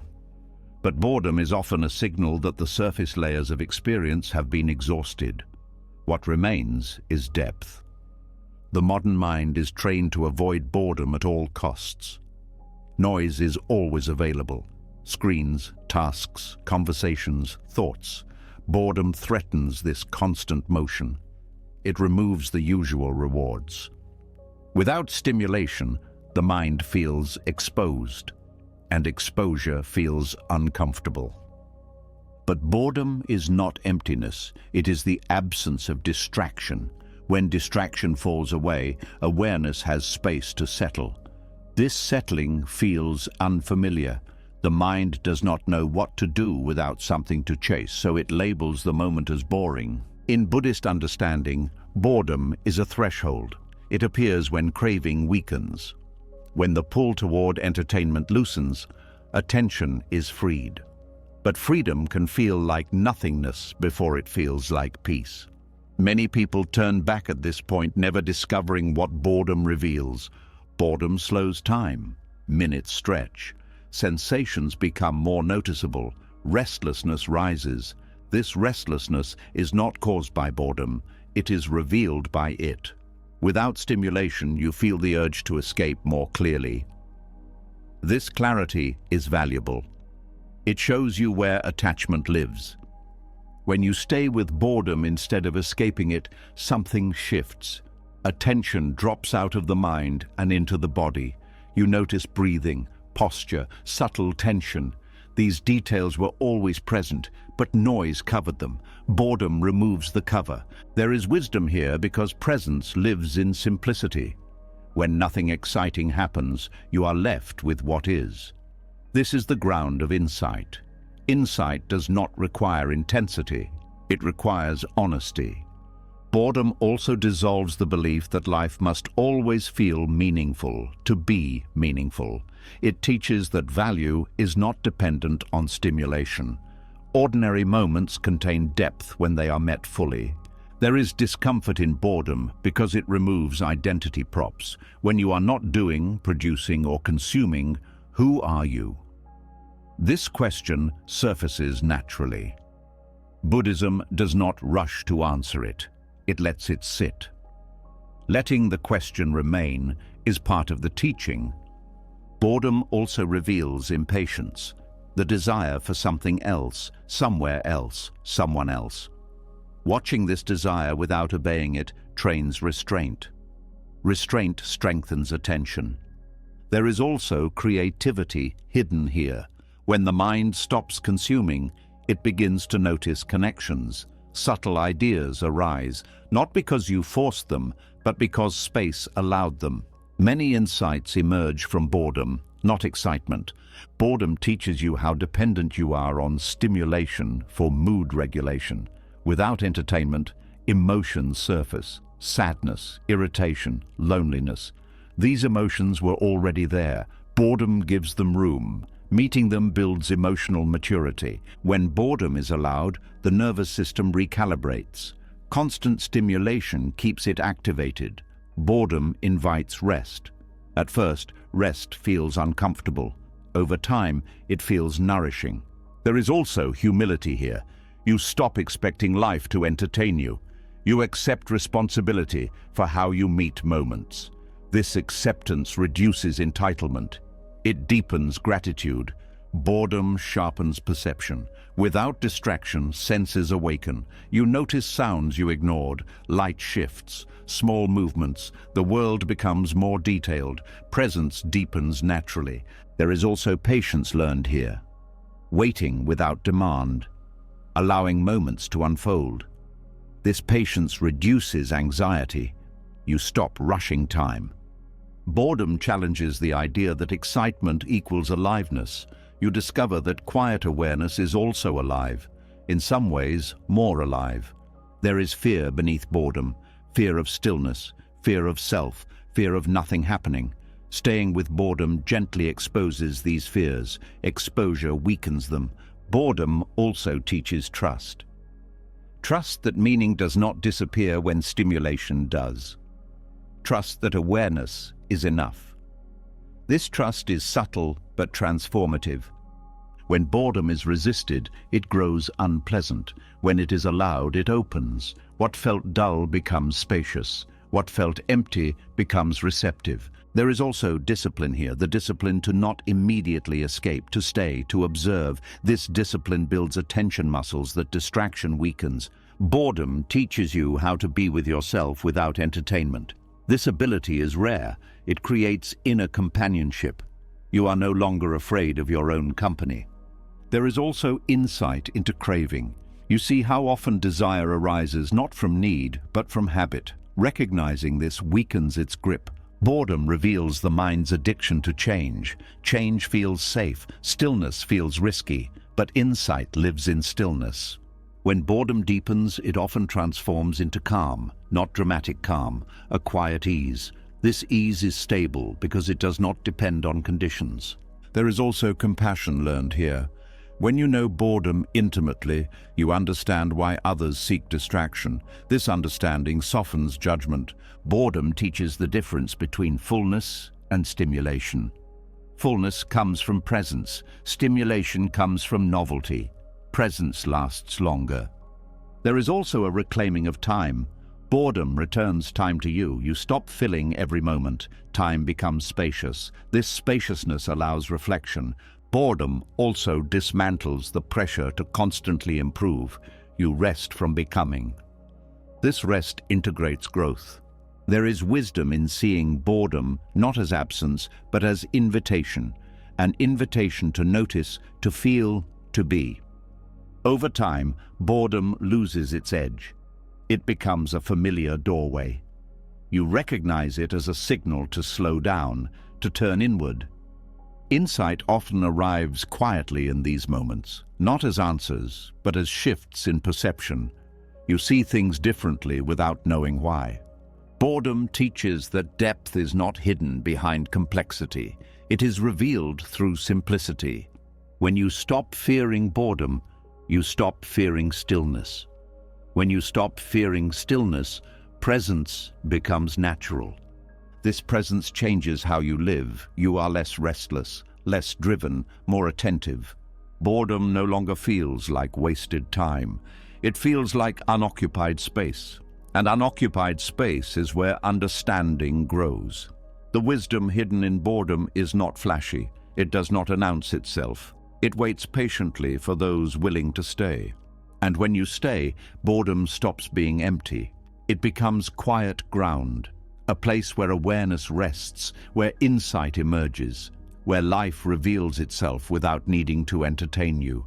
When boredom softens into presence and restlessness loses its urgency, attention begins to settle on what is actually happening. Not big moments, not dramatic changes, just small movements, small choices, small efforts that once felt too minor to matter. This is where another habit of the mind reveals itself. The habit of dismissing what is small, of overlooking what is quiet, of believing that only big steps count. There is a deep conditioning that teaches you to value effort by its size. Big changes feel worthy, small actions feel embarrassing. You tell yourself that if you cannot do more, you should wait. That partial effort is not real effort. That unless you can give everything, giving something is pointless. This belief quietly stops many paths before they begin. Honoring small steps requires humility. It asks you to bow not to achievement, but to sincerity, to recognize that effort does not need to be impressive to be sacred. This goes against the voice that says you must earn your right to continue by doing more. Small steps are often the only steps available. Energy fluctuates, circumstances limit. Healing takes time. When you wait for ideal conditions, movement stops. When you honor small steps, life continues. There is a tenderness required to respect minimal effort. You must stop measuring worth by output. You must allow yourself to act within your capacity rather than against it. This is not lowering standards. It is aligning standards with reality. Small steps keep you connected. They maintain relationship with the path. Even when momentum is low, a small action keeps the thread unbroken. This continuity matters more than intensity. The mind often says small steps are meaningless, but meaning is cumulative. One small action rarely transforms a life, but repeated small actions reshape direction. Over time, direction determines destination. Honoring minimal effort also protects against self-rejection. When you dismiss small steps, you dismiss yourself. You tell yourself that who you are today is not enough to begin. This creates shame. Shame paralyzes. Respect liberates. In Buddhist practice, a single breath taken with awareness is considered complete practice, not because it solves everything, but because it honors presence. The value lies in sincerity, not scale. Small steps also build trust. Each time you act within your capacity, you prove to yourself that you can continue. This trust accumulates quietly. It does not shout, it steadies. There is also patience learned here. When progress is small, you must wait without frustration. This waiting trains endurance. It strengthens the ability to stay without rushing. Honoring small steps also changes how you view others. You stop expecting dramatic change. You recognize effort where you once saw stagnation. This recognition deepens compassion. Small steps protect you from burnout. Large efforts demand recovery. Small efforts can be sustained. Sustainability matters more than bursts of motivation. There is also dignity in doing what you can, even when it feels insignificant, especially when it feels insignificant. Dignity does not come from scale, it comes from honesty.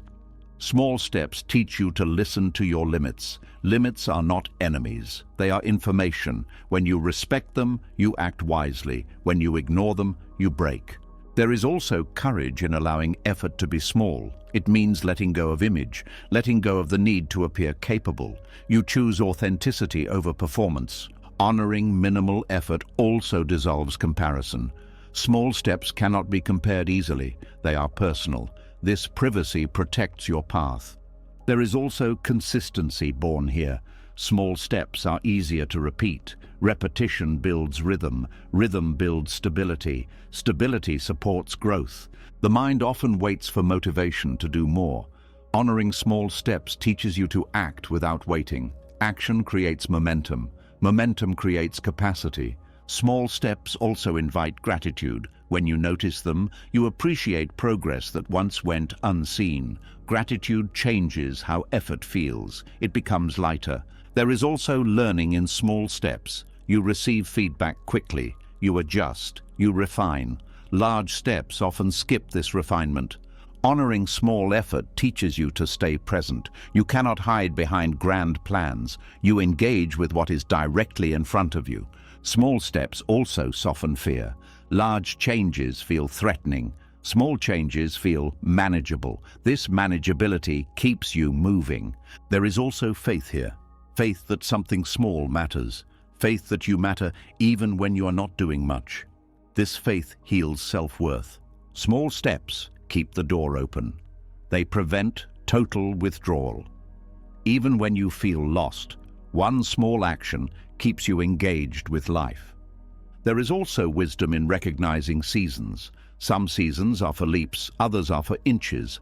Honoring small steps respects seasonality. Small steps also train attention.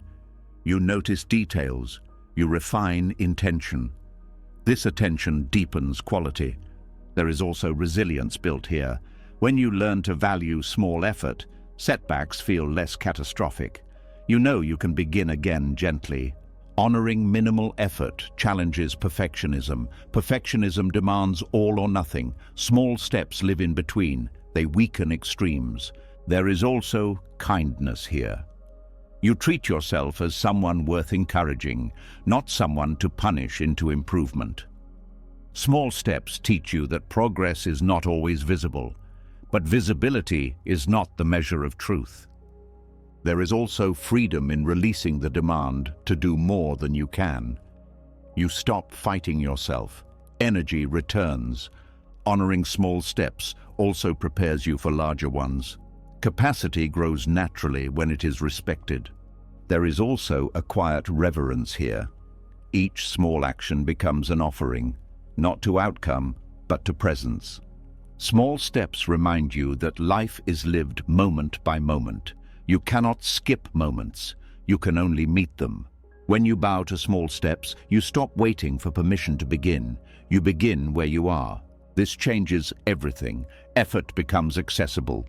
Growth becomes humane. The path becomes walkable. And slowly, without forcing, small steps gather. Not into something dramatic, but into something real. A life lived with care, one honest movement at a time. When you learn to bow to small steps, movement becomes gentle and honest. You stop forcing progress and begin to respect pace. But this shift introduces a new confusion. From the outside, your life may look quiet, less busy, less reactive, less visibly productive, and the mind begins to whisper a dangerous question. Have you become still, or have you stopped moving altogether? This is where many people turn against themselves without realizing it. Stillness and stagnation look similar on the surface. Both lack obvious motion. Both lack dramatic change. But internally, they are opposites. One is alive, the other is frozen. One is aware, the other is asleep. The difference between them is not action, it is attention. Stagnation happens when awareness shuts down, when life feels repetitive and the mind disengages. You go through motions without presence. You avoid reflection. You numb discomfort. Time passes, but nothing is digested. Nothing is learned. Energy feels heavy and dull. Stillness, on the other hand, is full. It is receptive. It is alert. Even when the body is quiet and circumstances remain unchanged, awareness is active. You are noticing, feeling, understanding. This inner activity does not always produce visible results, but it produces clarity. The mind often confuses the two because it measures progress by speed. If you are not moving fast, it assumes you are stuck. But speed has nothing to do with awareness. You can move quickly and be completely stagnant. You can be externally active and internally asleep. Stillness slows things down enough for perception to sharpen. You notice thoughts instead of being carried by them. You notice habits instead of repeating them blindly. This noticing is movement at a deeper level. It changes direction even when pace is slow. Stagnation avoids discomfort. Stillness meets it. When something feels unresolved, stagnation distracts. Stillness stays. This staying allows integration. Integration is progress that does not announce itself. Awareness transforms immobility into progress because awareness metabolizes experience. Without awareness, experience piles up undigested. With awareness, even repetition teaches, even silence informs. In stillness, emotions are allowed to move internally. You feel what you feel without acting it out. This internal movement prevents stagnation. You are processing rather than suppressing. Stagnation feels flat. Stillness feels spacious. One contracts, the other opens. This difference is subtle but unmistakable once recognized. The mind often fears stillness because it cannot control it. Stillness removes the illusion of productivity. It reveals whether you are present or just busy. This exposure makes the mind uncomfortable. Stillness also interrupts identity. When you are not doing, you are not reinforcing who you think you are. This can feel like disappearing. But what actually disappears is unnecessary tension. Stagnation reinforces identity. You become attached to being stuck. You repeat the same stories. Stillness loosens identity. You are less defined by narrative and more by awareness. Awareness brings curiosity. Even in quiet moments, curiosity keeps the mind alive. You ask different questions. You notice new angles. Stagnation lacks curiosity. Everything feels already known. Stillness invites listening. You listen to your body, your breath, your subtle reactions. This listening reveals needs and limits. Stagnation ignores signals until they become problems. There is also an emotional difference. Stillness often carries a quiet peace beneath discomfort. Stagnation carries resentment, a sense of being trapped. These emotional tones matter. Stillness does not rush to escape boredom. It allows boredom to unfold. As you learned earlier, boredom opens depth. Stagnation uses boredom as proof that life is meaningless. Awareness also keeps values alive. Even when circumstances do not change, you act with intention. You choose restraint. You choose kindness. These choices are movement. Stagnation dulls values. You stop caring. You stop choosing. Life feels automatic. This dullness is not rest. It is withdrawal. Stillness allows rest without collapse. You rest while remaining engaged. This balance replenishes energy. Stagnation drains energy because it resists engagement. Awareness also prevents decay. Without awareness, habits harden. With awareness, habits remain flexible. Flexibility is a sign of life. Stillness sharpens sensitivity. You notice when something is no longer working. This noticing allows adjustment. Stagnation resists adjustment because it avoids noticing. There is also a temporal difference. Stillness feels timeless. You are present. Stagnation feels like time dragging. You are waiting for something to end. Awareness transforms immobility by keeping learning alive. Even without new input, insight deepens. You see patterns, you recognize causes. This recognition changes future responses.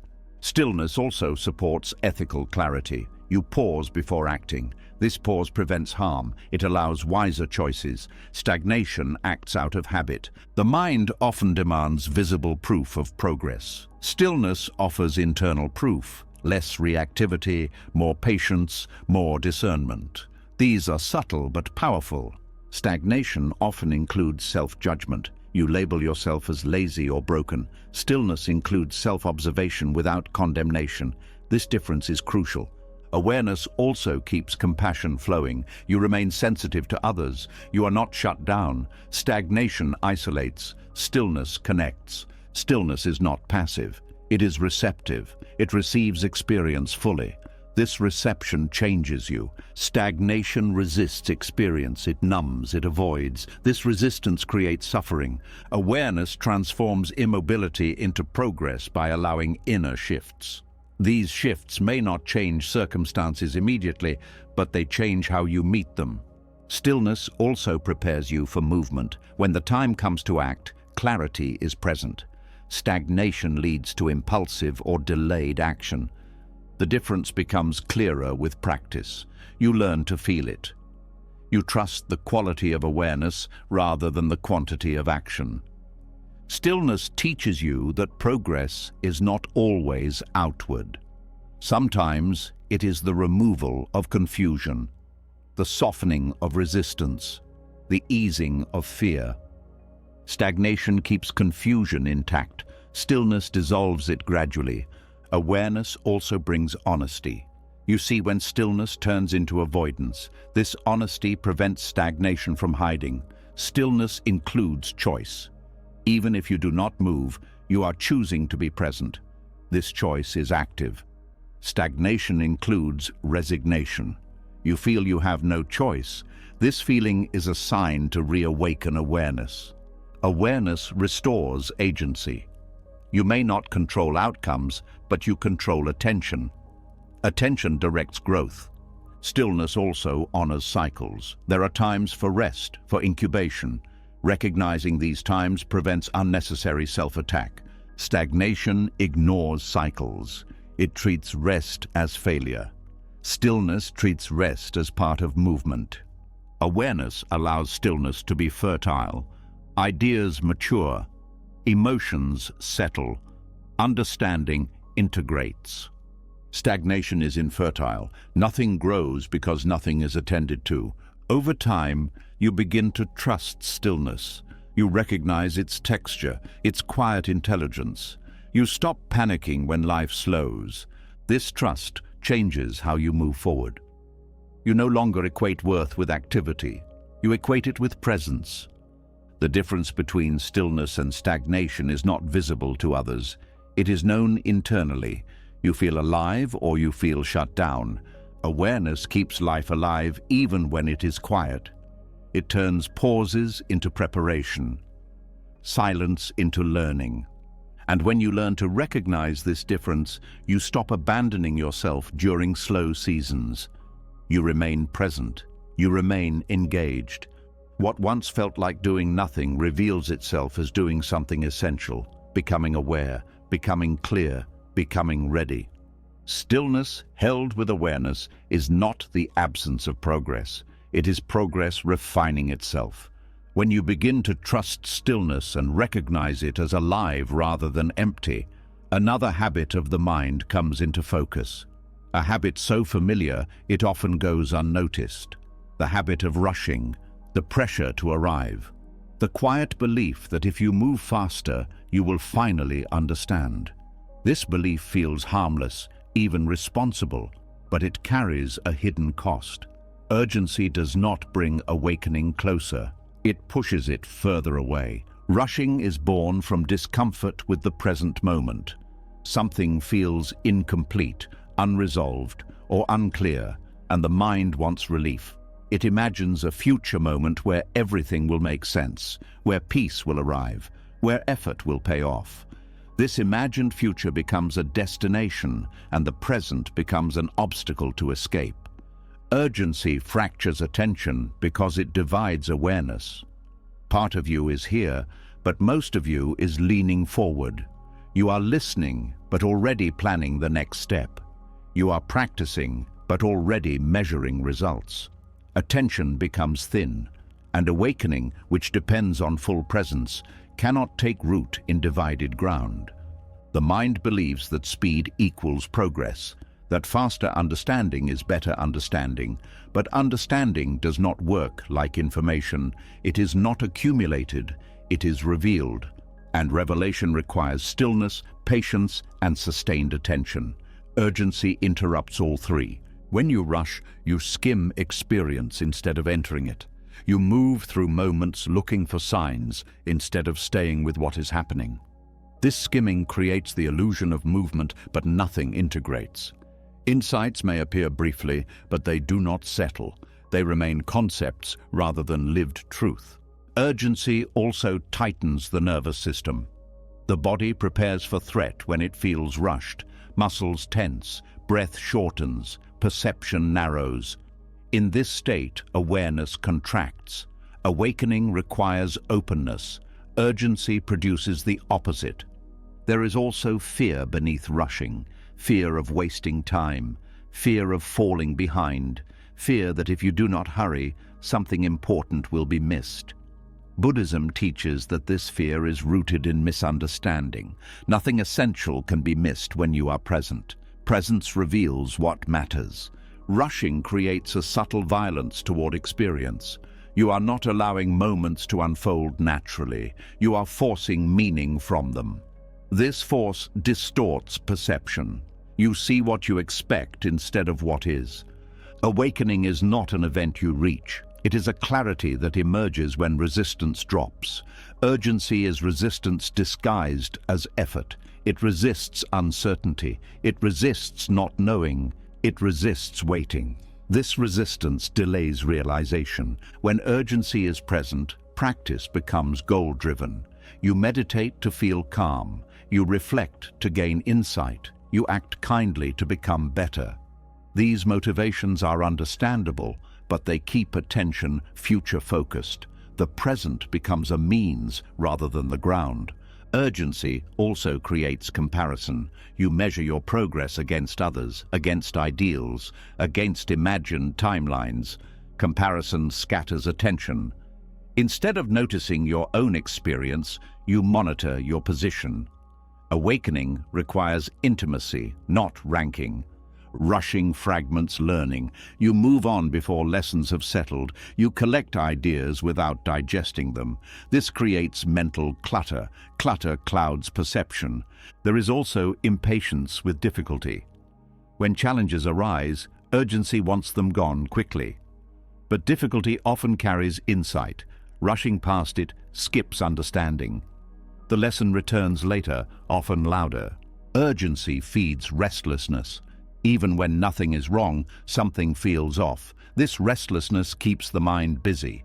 Busy minds rarely see clearly. Buddhism emphasizes right effort, not excessive effort. Right effort is balanced. It is attentive without strain.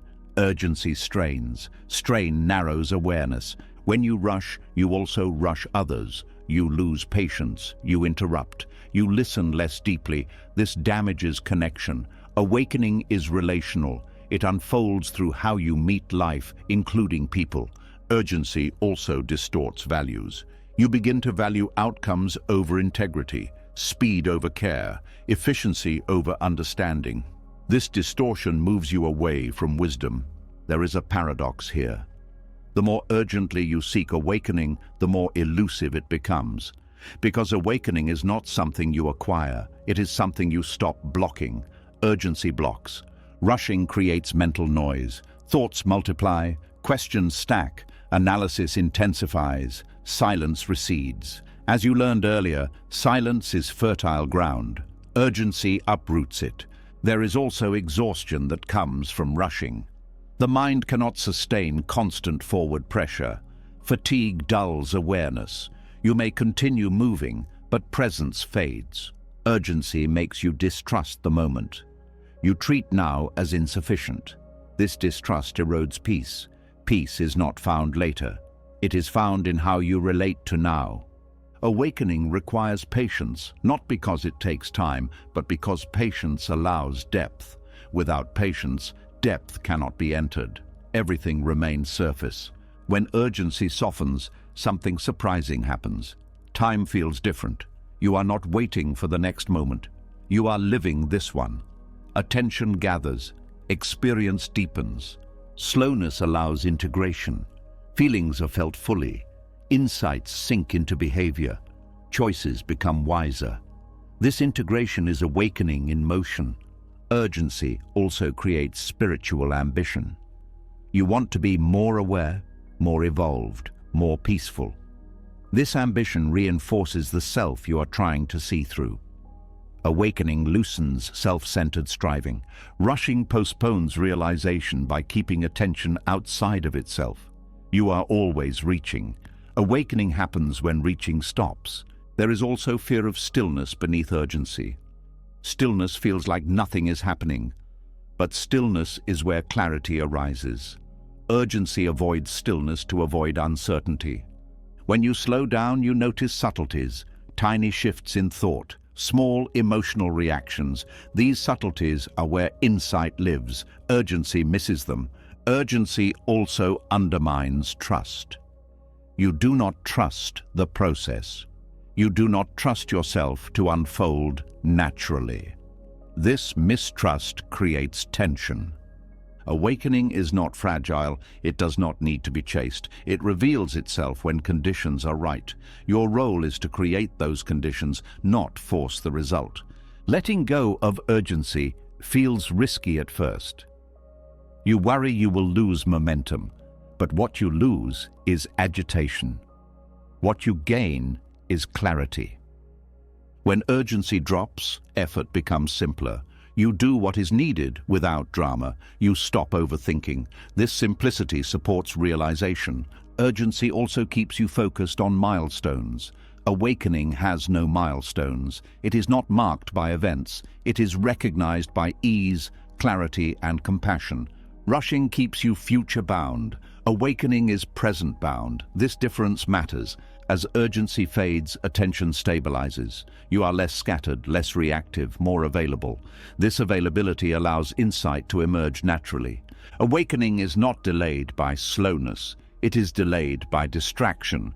Urgency distracts. When you allow yourself to move at the pace of awareness rather than fear, realization draws closer without effort. It appears quietly, without fanfare. You may not even notice the moment it happens, because awakening is not fireworks. It is the absence of strain, the end of unnecessary struggle. Rushing delays awakening because it keeps you running past the very thing you are looking for. Slowing down allows you to stop long enough to see what has always been here. And when you see it, you realize there was never a race to win, only a moment to meet. When urgency loosens its grip and the need to rush begins to fade, you start to notice something unsettling.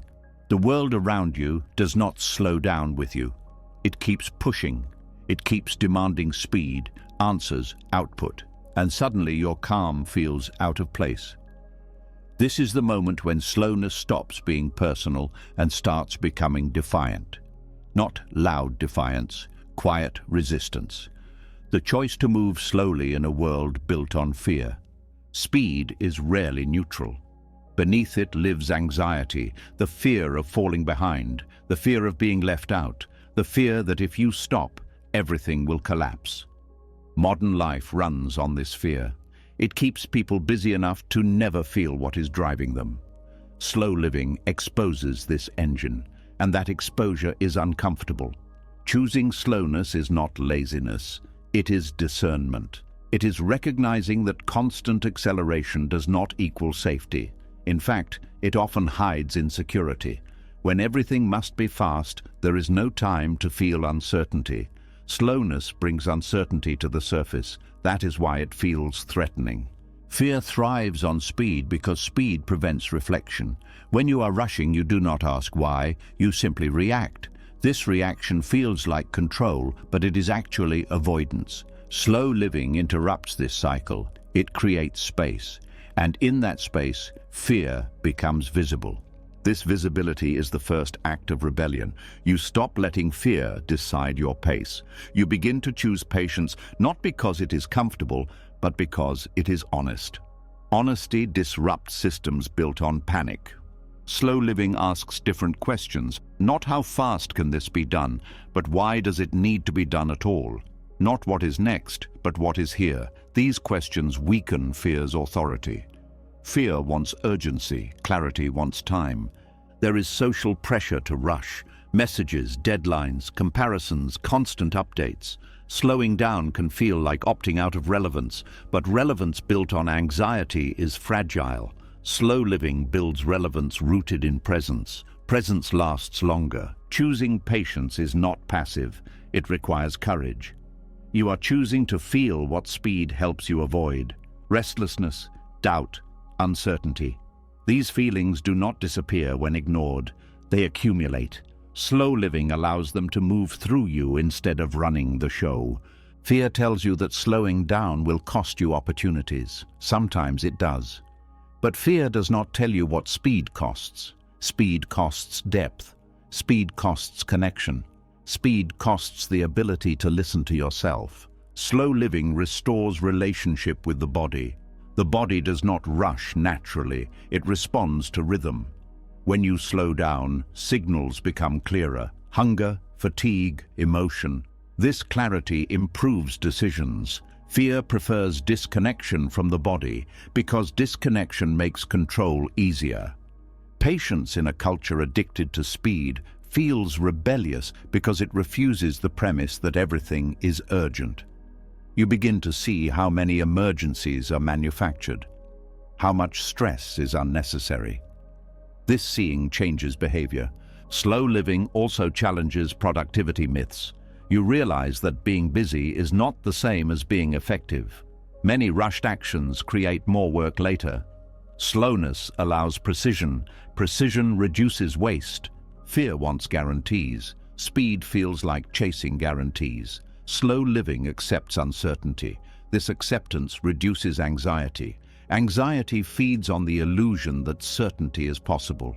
Choosing patience also changes how you relate to others. You listen more, you interrupt less, you allow pauses. These pauses deepen connection. Fear-driven speed fractures relationships. Slowness repairs them. There is also a reclaiming of time. Slow living gives time back to you. Not more hours, but more presence within hours. Moments feel fuller. This fullness counters the scarcity mindset that fear relies on. Slow living is a rebellion because it refuses constant comparison. Speed amplifies comparison. Who is ahead? Who is faster? Who is winning? Slowness dissolves this race. You stop measuring yourself against others' pace. Fear thrives on the belief that you are late. Late to success, late to clarity, late to life. Slow living questions this belief. You ask, late according to whom? This questioning weakens fear. Choosing patience also reshapes ambition. Ambition driven by fear feels desperate. Ambition guided by slowness feels intentional. You choose goals that align with values rather than panic. Slow living makes room for discernment. You notice which demands are real and which are noise. This discernment prevents overwhelm. There is also a political aspect to slowness. Systems profit from rushed people. Rushed people consume more. They question less. Slowing down restores agency. Agency threatens fear-based systems. Fear convinces you that slowing down is irresponsible. But responsibility requires awareness. Awareness requires time. Slowness supports responsibility rather than undermines it. Slow living also changes how you experience success. Success stops being about speed and starts being about sustainability. Can this be lived with? Can this be maintained?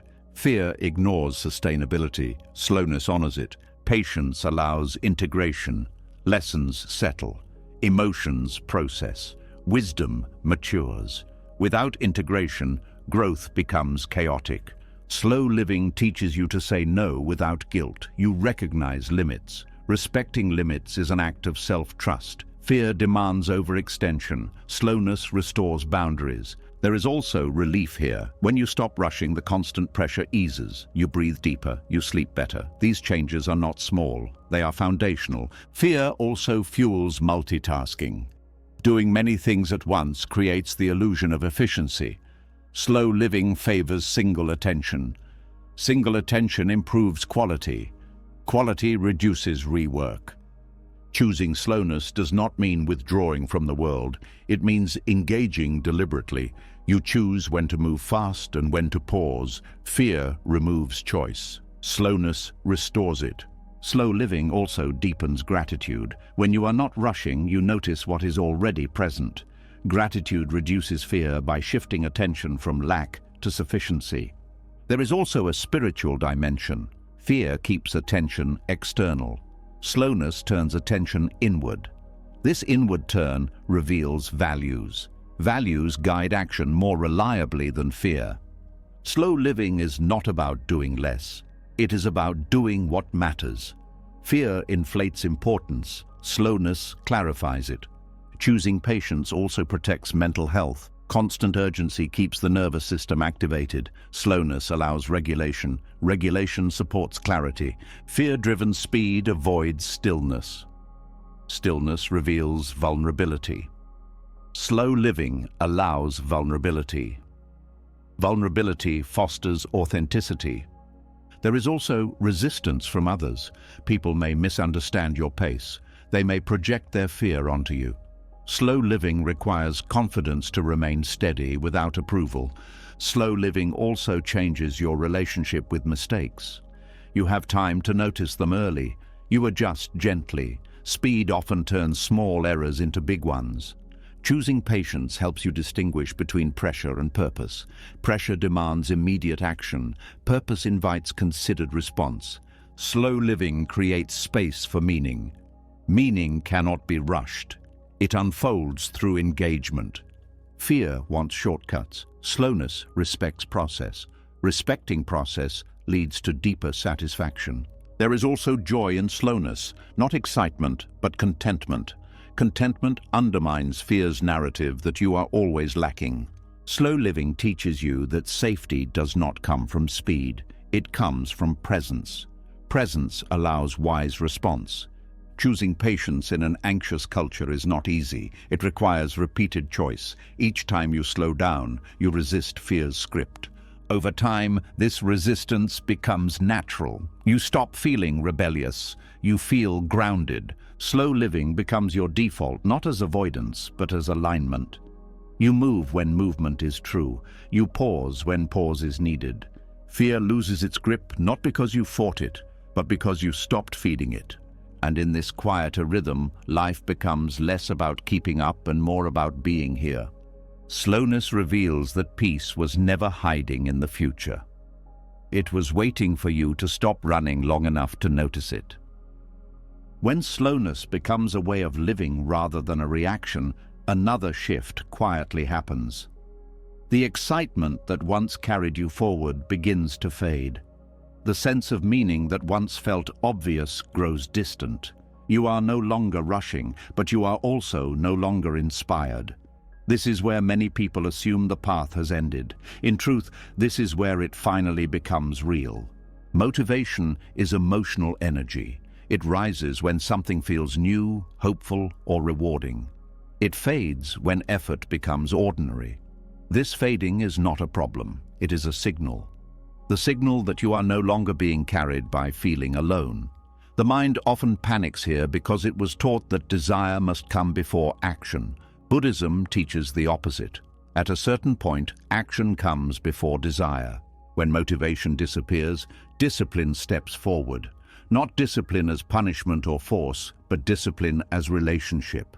A steady commitment to showing up regardless of mood. This commitment is not dramatic. It does not feel powerful. It feels plain. And that plainness is exactly why it works. Inspiration depends on conditions. Discipline depends on values. When conditions change, inspiration leaves. When values are clear, discipline remains. Spiritual maturity begins when values guide action more than feelings do. There is disappointment when motivation fades. You may grieve the loss of excitement. You may wonder if something is wrong with you. This grief is natural. It marks the end of a phase where effort was fueled by emotion. What replaces it is quieter, but stronger. Discipline without motivation feels uncomfortable because it removes emotional reward. You do not feel uplifted for doing the right thing. You simply do it. This reveals sincerity. Are you walking this path for how it makes you feel, or because it reflects who you are becoming? Trusting the path when motivation disappears requires patience. You must continue without internal applause. The mind may complain. It may say this is pointless. But discipline does not argue. It acts gently, repeatedly. There is a misconception that discipline is rigid. In reality, true discipline is adaptive. It listens to limits. It adjusts pace. It does not abandon the path, but it does change how it walks. When motivation is gone, discipline simplifies practice. You stop trying to do everything. You focus on what is essential. This simplicity protects against burnout. Discipline also builds trust in yourself. Each time you show up without wanting to, you prove that your commitment is deeper than mood. This trust is grounding. You no longer fear emotional fluctuation. There is also freedom here. Motivation can be intoxicating, but it is unstable. Discipline frees you from dependence on inner weather. You are no longer controlled by how you feel. Spiritual maturity involves accepting dryness, accepting repetition, accepting effort without reward. These acceptances deepen presence. You stop chasing experience and start embodying values. Discipline also teaches humility. You stop assuming that progress should feel good. You accept that growth can be quiet, even dull. This humility protects against spiritual ego. When inspiration fades, many people quit because they believe something essential is missing. Buddhism teaches that what is missing is illusion. Illusion that feeling determines meaning. Discipline reveals meaning through consistency. There is also clarity here. Without motivation clouding perception, you see your resistance clearly. You notice excuses. You notice avoidance. This noticing allows honest adjustment. Discipline without motivation also deepens compassion. You understand how hard it is to continue when nothing feels rewarding. This understanding softens judgment toward others. There is also endurance built here. Not endurance of suffering, but endurance of ordinariness. Most of life is ordinary. Learning to live well within it is maturity. Trusting the path when motivation disappears requires letting go of the idea that growth should feel inspiring. Growth often feels repetitive. Discipline allows repetition to continue. Discipline also protects rhythm. You maintain a cadence. This rhythm stabilizes the nervous system. Stability supports insight. When motivation is gone, discipline prevents regression. You do not slide backwards simply because you feel flat. This steadiness preserves progress. There is also wisdom here. You learn the difference between desire and direction. Desire fluctuates. Direction remains. Discipline teaches you to act from intention rather than impulse. This shift changes how decisions are made. You become less reactive. Trusting the path without motivation also changes your relationship with time. You stop waiting for feeling to return. You live now. There is also peace here, not excitement, but quiet steadiness. You are no longer negotiating with yourself constantly. Discipline does not eliminate doubt. It coexists with it. You act while unsure. This is maturity. When motivation disappears, discipline reveals whether the path is integrated into your life or dependent on special states. Integration lasts. There is also dignity in continuing without inspiration. You are not performing spirituality. You are living it. Discipline replaces inspiration, not because inspiration is bad, but because inspiration is temporary. Discipline sustains what inspiration begins. Spiritual maturity is not feeling enlightened. It is behaving with care when you feel nothing special at all. There is also resilience here. You are less shaken by emotional lows. You know they do not define direction. Trusting the path when motivation disappears teaches you that meaning is not always felt. Sometimes it is enacted. Discipline also refines intention. You stop doing things for how they make you feel. You do them because they align with what matters. This alignment becomes its own reward. Quiet, stable, reliable.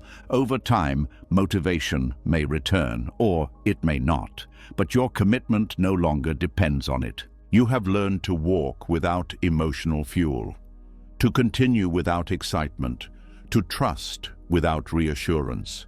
This is not a loss. It is graduation. The path becomes less dramatic and more honest, less about experience and more about embodiment. And in this embodiment, something subtle happens. You stop asking whether you are motivated enough. You simply continue. And that continuation, steady and unremarkable, is what spiritual maturity actually looks like. When discipline replaces inspiration and you continue without emotional fuel, a new temptation quietly appears. The temptation to push harder, to speed things up, to demand results from yourself now that you are committed. This pressure often disguises itself as dedication, but beneath it lives something sharper, a subtle aggression toward your own becoming. And this aggression, though socially praised, quietly works against transformation. Forcing change begins with impatience toward what is.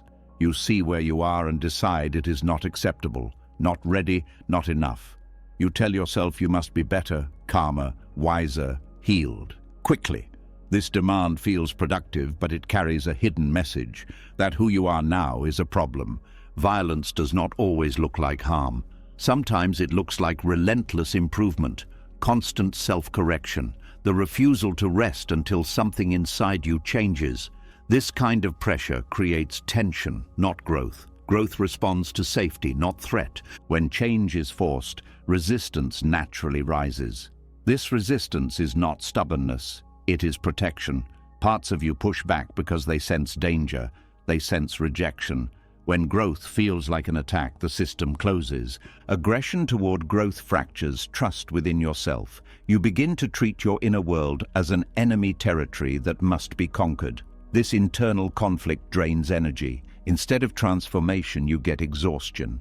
Forcing change also narrows awareness. When you are focused on fixing, you stop listening. You overlook important information. Emotions are labeled obstacles instead of messages. This blindness delays insight. There is also fear beneath forced change. Fear that if you do not push, nothing will happen. Fear that patience is laziness. Fear that softness equals failure. Buddhism teaches that fear-driven effort lacks wisdom. It acts without understanding. When change is forced, the mind uses harsh language. Should, must. Why can't you? This language creates shame. Shame constricts attention. Constricted attention cannot learn. Transformation requires curiosity. Aggression kills curiosity. You are too busy correcting to understand, too busy judging to feel. Forcing change also disrupts natural timing. Development has rhythms. Some parts need rest, others need repetition. Pressure ignores rhythm. It applies the same force everywhere. This uniform pressure breaks delicate processes. There is a difference between commitment and coercion. Commitment listens, coercion commands. When you coerce yourself, parts of you comply briefly, then rebel. This cycle creates instability. Aggression toward growth also feeds perfectionism. Nothing is ever enough. Progress is discounted. This dissatisfaction keeps you chasing instead of integrating. Forcing change often produces superficial results. You may appear improved, more controlled, more disciplined, but underlying patterns remain untouched. They resurface later, often stronger. There is also a loss of compassion here. When you are harsh with yourself, you become harsh with others. You expect rapid change from them too. This damages connection. Growth forced through pressure lacks resilience. It depends on continued force. When force drops, progress collapses. Sustainable transformation requires internal agreement, not domination. Forcing change also disconnects you from your body. You override signals. You push through fatigue. You ignore discomfort. This disconnection leads to imbalance. Buddhist practice emphasizes right effort. Right effort is gentle. It is firm without being violent. It respects limits. It responds to conditions. Aggression toward growth creates inner fragmentation. Some parts of you want change, others want safety. Instead of dialogue, you impose authority. This silences important voices. When parts are silenced, they do not disappear. They go underground.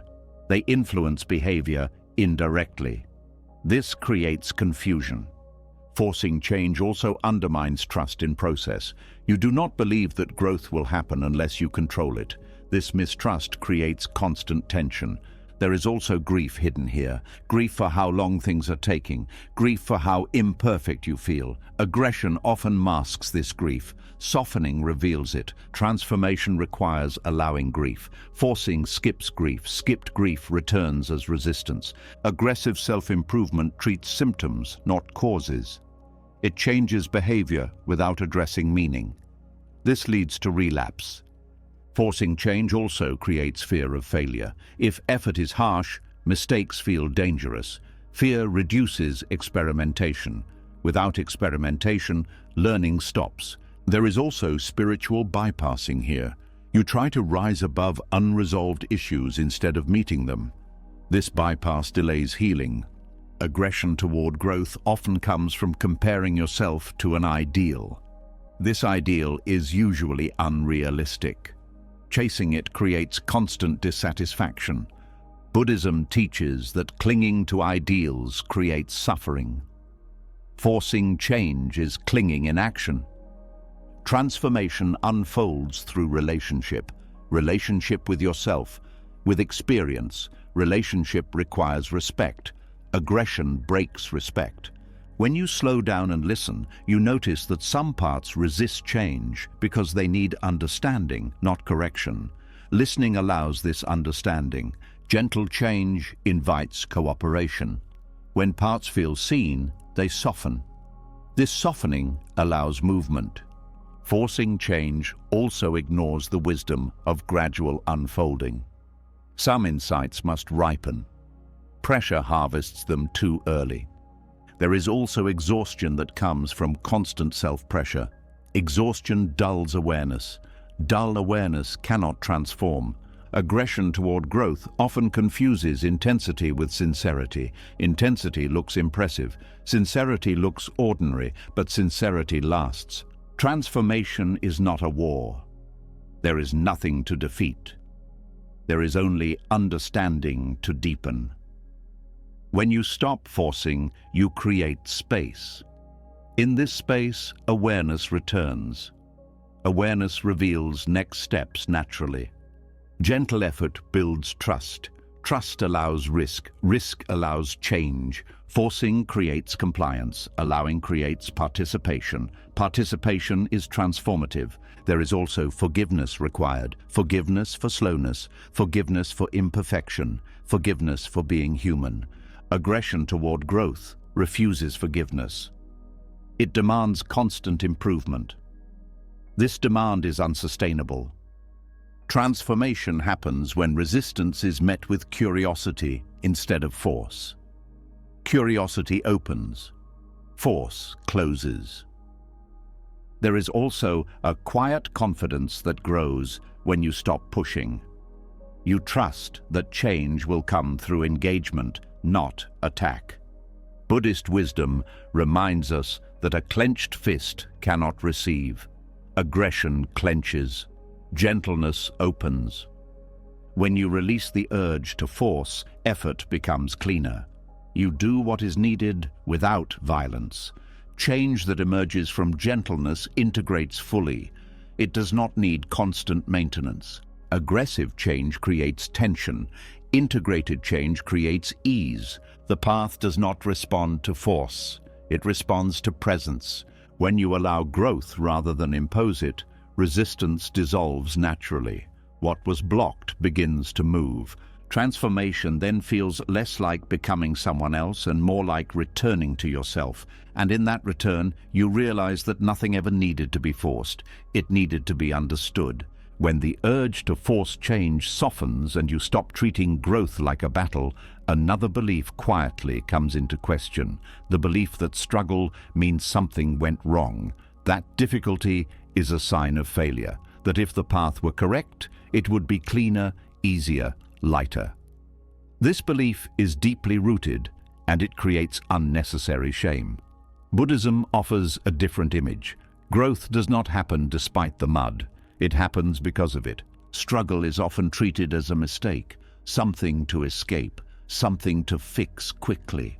When life becomes heavy, the mind asks what you did wrong, why this happened, why it is taking so long. This questioning assumes that ease is the natural state and difficulty is an interruption. But many of the most meaningful transformations arise precisely within conditions that are uncomfortable. The lotus does not apologize for the mud because the mud is not a detour. It is the environment that makes blooming possible. Without the density, the pressure, the darkness, there is no structure for growth. In the same way, human struggle provides resistance that shapes depth, strength, and understanding. When you frame struggle as a flaw, you turn against your own experience. You try to rise above it too quickly. You disown parts of your journey. This rejection creates fragmentation. You split your life into acceptable and unacceptable chapters. Buddhism invites integration instead.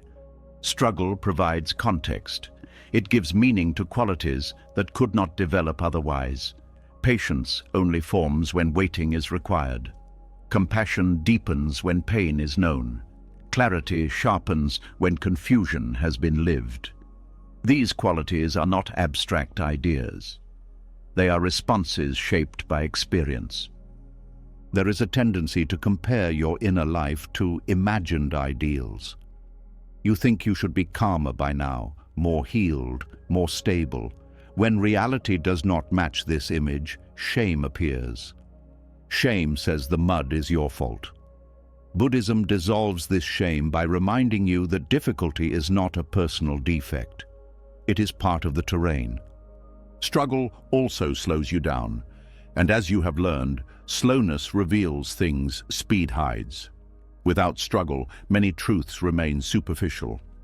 Comfort does not challenge assumptions. Difficulty does. The mud is where roots form. Roots are invisible. They do not look impressive, but they determine how well something stands. Struggle strengthens these unseen structures. When growth is tested early, it becomes resilient later. Reframing struggle also changes how you relate to others. When you stop seeing your own difficulties as failures, you stop seeing others' difficulties as weaknesses. Judgment softens, empathy grows. You recognize shared humanity instead of ranking experiences. Struggle also teaches honesty. When things are hard, pretending becomes exhausting. Masks fall away. You meet yourself more directly. This meeting can be uncomfortable, but it is authentic. Authenticity is the ground of wisdom. There is also humility learned through struggle. You realize how little control you have. This humility reduces arrogance. It makes you more open to learning. Open minds grow. Many people try to leap over struggle using positivity, productivity, or spirituality, but bypassing mud does not remove it. It only delays encounter. Delayed encounters are often more painful.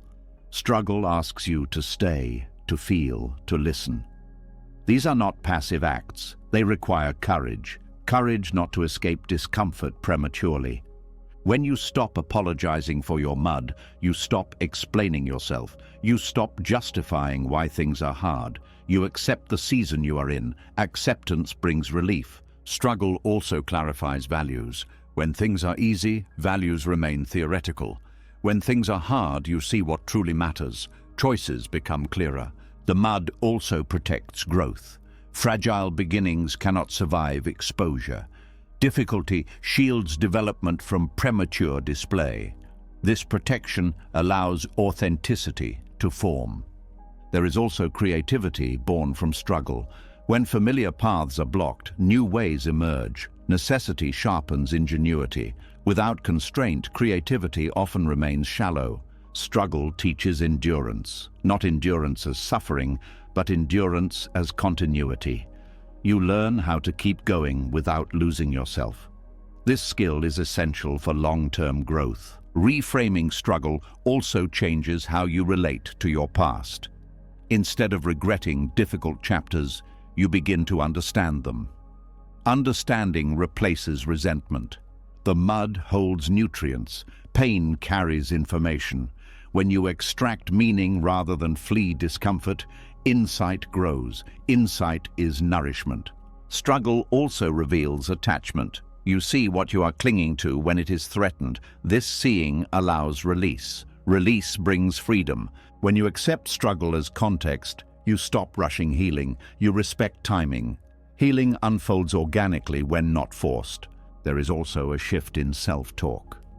You stop asking why me and start asking what is being shaped here. This question opens rather than closes. Struggle makes compassion credible. Without lived difficulty, compassion remains an idea. With difficulty, it becomes embodied. The lotus does not bloom by rejecting the mud. It uses it. Similarly, you do not grow by erasing struggle. You grow by relating to it wisely. Reframing struggle reduces fear of future difficulty. You trust that if hardship arises, it will shape rather than destroy you. This trust reduces anxiety. There is also dignity in struggle, not romanticizing pain, but honoring effort within it. You acknowledge your resilience without glorifying suffering. Struggle teaches patience with imperfection. You realize that growth is uneven. This patience softens self-criticism. When struggle is seen as context, not flaw, identity shifts. You are not broken, you are becoming. This reframing also changes success. Success is no longer absence of struggle, it is presence within it. The mud also grounds you. It keeps you connected to reality. Idealized paths often lead to disillusionment. Real paths include difficulty. Struggle reminds you that wisdom is lived, not imagined. It is earned through engagement. When you stop apologizing for your mud, you stop hiding. You bring your whole self forward. This wholeness is powerful. There is also relief here. You no longer carry the extra burden of shame. Difficulty is enough without judgment added. Reframing struggle allows gratitude to emerge, not gratitude for pain, but gratitude for what pain has revealed. The lotus blooms not in spite of where it grew, but because of it. It does not reject its origin, it integrates it. In the same way, your clarity, your compassion, your depth are not accidents. They are shaped by where you have been. When you understand this, the path changes tone. It becomes less about correcting mistakes and more about honoring process. Struggle stops being evidence against you. It becomes evidence of engagement. And in that understanding, you stand taller, not because the mud is gone, but because you no longer believe it disqualifies you. You do not apologize for the conditions that shaped you. You grow from them. And like the lotus, you rise without denying where your roots are planted. When you stop apologizing for the mud and accept struggle as part of the terrain, another quiet discomfort often remains. Even with acceptance, even with patience, even with trust, there is still confusion. Direction is not clear. Answers do not arrive. You may be doing everything right and still feel lost. This is the moment where many people turn back, not because the path is wrong, but because they believe certainty should come before movement. Feeling lost is usually treated as a warning sign, as proof that something is off course.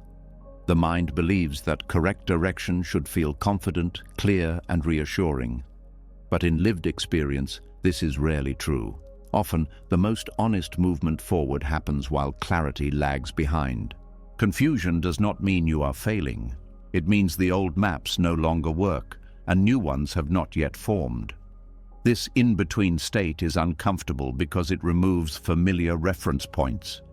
You cannot rely on past identities. You cannot see far ahead. All you have is the next step. Walking forward while feeling lost requires a different kind of trust. Not trust in understanding, but trust in orientation. You may not know where you are going, but you know what no longer aligns. You know what feels false. This knowing is enough to keep moving. The mind resists this because it prefers explanation over experience. It wants to label the path, name the destination, justify the effort. Confusion offers none of this. It asks you to proceed without intellectual reassurance. This feels risky, but it is often necessary. Many people wait for clarity before acting. They believe movement should follow understanding, but often understanding follows movement. As you walk, perspective shifts. As perspective shifts, clarity emerges. Waiting for certainty can mean waiting forever. Confusion is not absence of direction. It is absence of confirmation. You are moving, but you are not being applauded by your own mind. This lack of feedback creates anxiety. Buddhism teaches that anxiety is not always a signal to stop. Sometimes it is a signal that you are learning to walk without crutches. Walking while lost also humbles the ego. The ego wants to know. It wants to appear competent. Confusion strips that away. You are forced to admit uncertainty. This admission softens rigidity. Softness allows learning. There is also honesty here. You are no longer pretending to understand more than you do. You engage with life as it is, not as you wish it to be. This honesty aligns you with reality. Feeling lost often arises when deeper values are forming. Old motivations fall away. New ones are not yet articulate. You feel disoriented because your internal compass is recalibrating. This recalibration cannot be rushed. Walking forward in this state teaches discernment. You learn to differentiate between confusion that signals danger and confusion that signals growth. The former feels panicked and contracted. The latter feels uncertain but alive. Confusion can coexist with correct direction because direction is not always cognitive. Sometimes it is ethical, sometimes it is relational, sometimes it is simply the choice to continue with integrity rather than retreat into what is familiar. There is also patience learned here. You stop demanding immediate understanding. You allow insight to arrive on its own schedule. This patience reduces inner pressure. Walking while lost also strengthens resilience. You learn that not knowing does not paralyze you. You can continue anyway. This ability becomes invaluable during future uncertainty. The mind often equates being lost with being wrong. But many transformative journeys begin with disorientation. When familiar landmarks disappear, you are forced to rely on awareness rather than habit. Confusion also creates openness. Without fixed ideas, you are receptive. You notice unexpected signs. You listen more deeply. This receptivity invites guidance that certainty would block. Walking forward without clarity also changes how you relate to fear. Fear loses its authority to stop you. You learn to carry fear while moving gently. This skill builds confidence.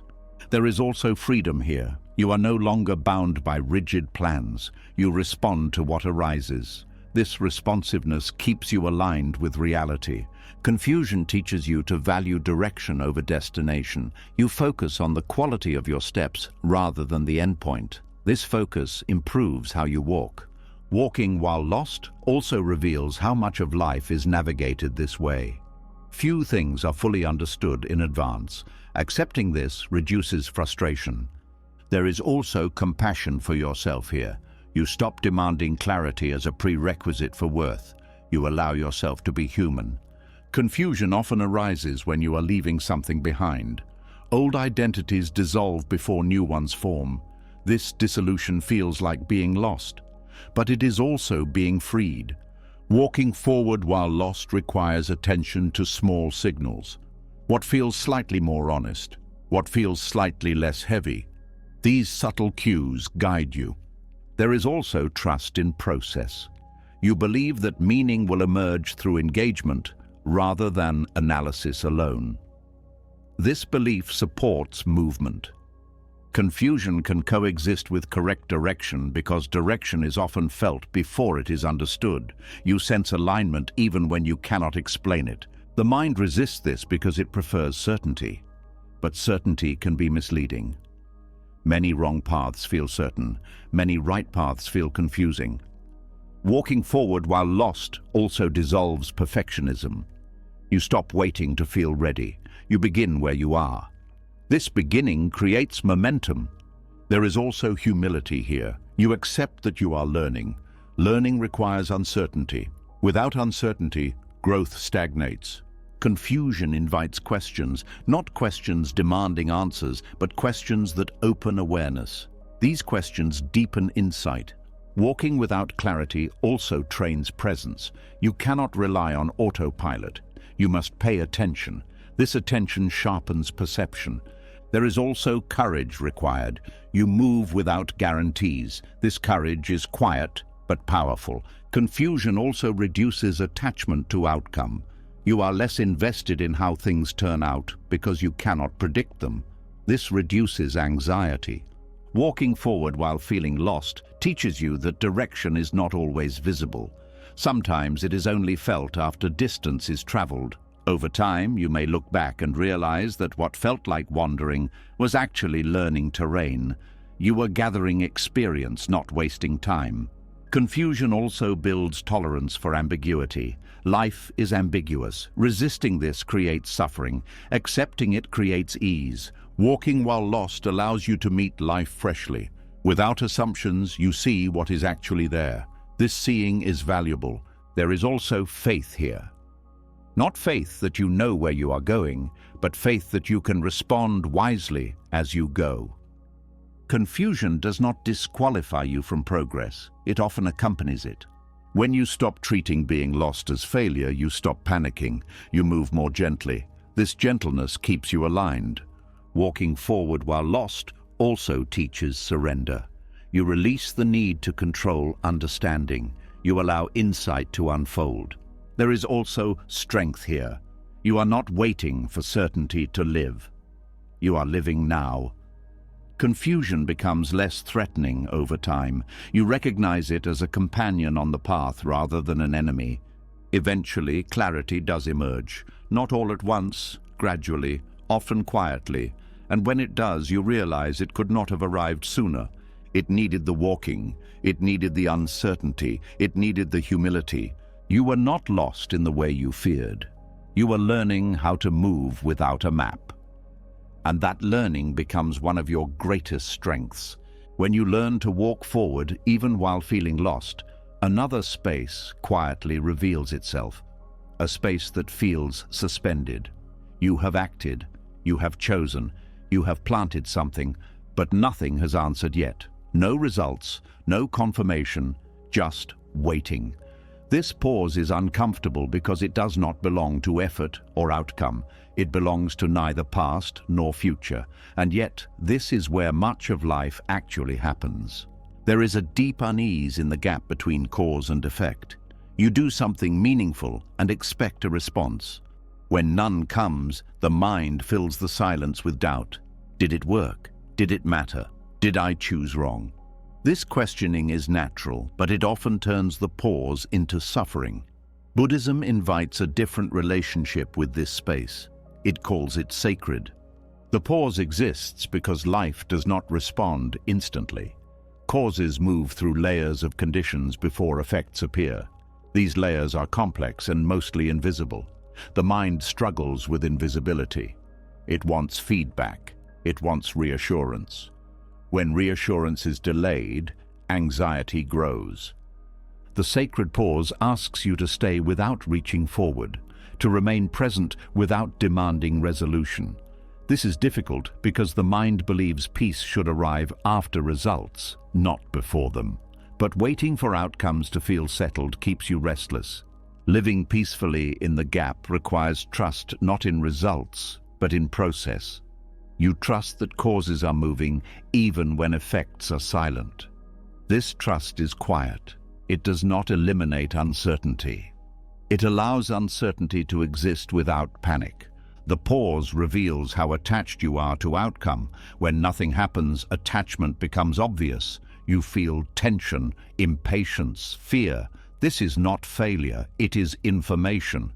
The pause shows you where clinging lives. There is also vulnerability here.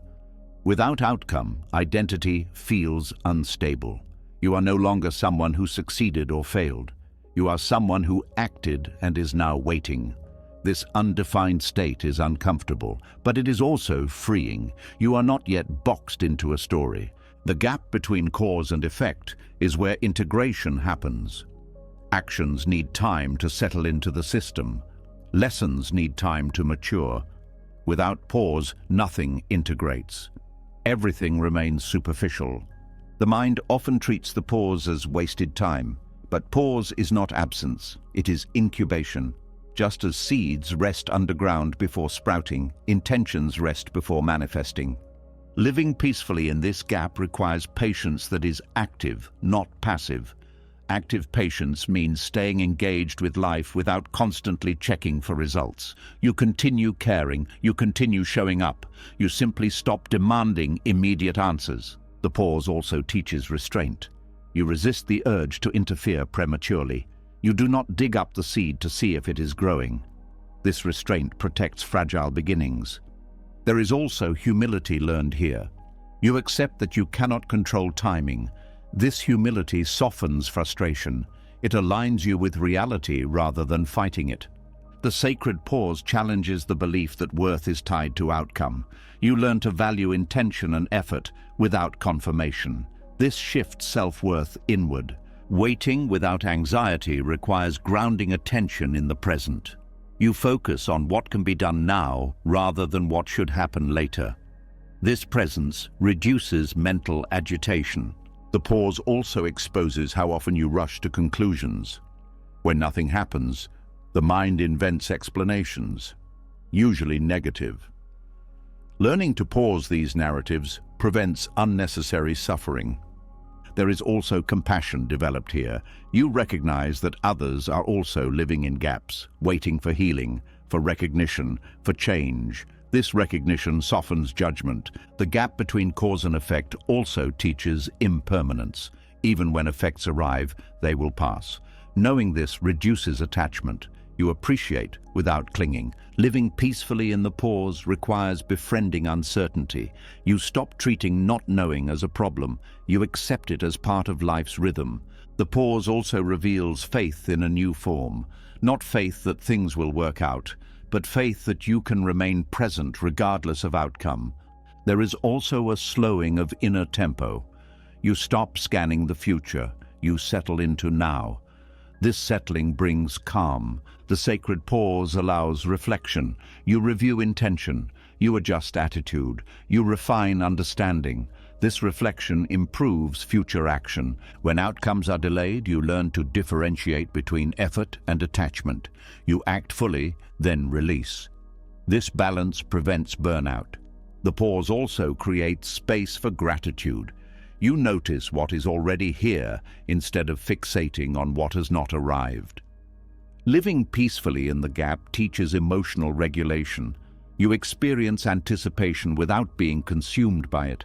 This regulation supports mental health. The pause also strengthens discipline. You continue without reward. This continuation deepens commitment.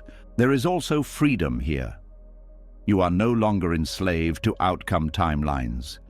You live more fully now. The gap teaches you that silence does not mean nothing is happening. Much is happening beneath awareness. Trust grows here. Living in the pause also trains acceptance. You accept that life unfolds at its own pace. This acceptance reduces resistance. The sacred pause is where wisdom matures. Without rushing to conclusion, understanding deepens. You also learn to rest, not collapse, but rest within uncertainty. This rest replenishes energy. The pause challenges productivity culture. It reminds you that not everything can be optimized. Some things must ripen. There is also joy discovered here, quiet joy. the joy of being alive without needing confirmation.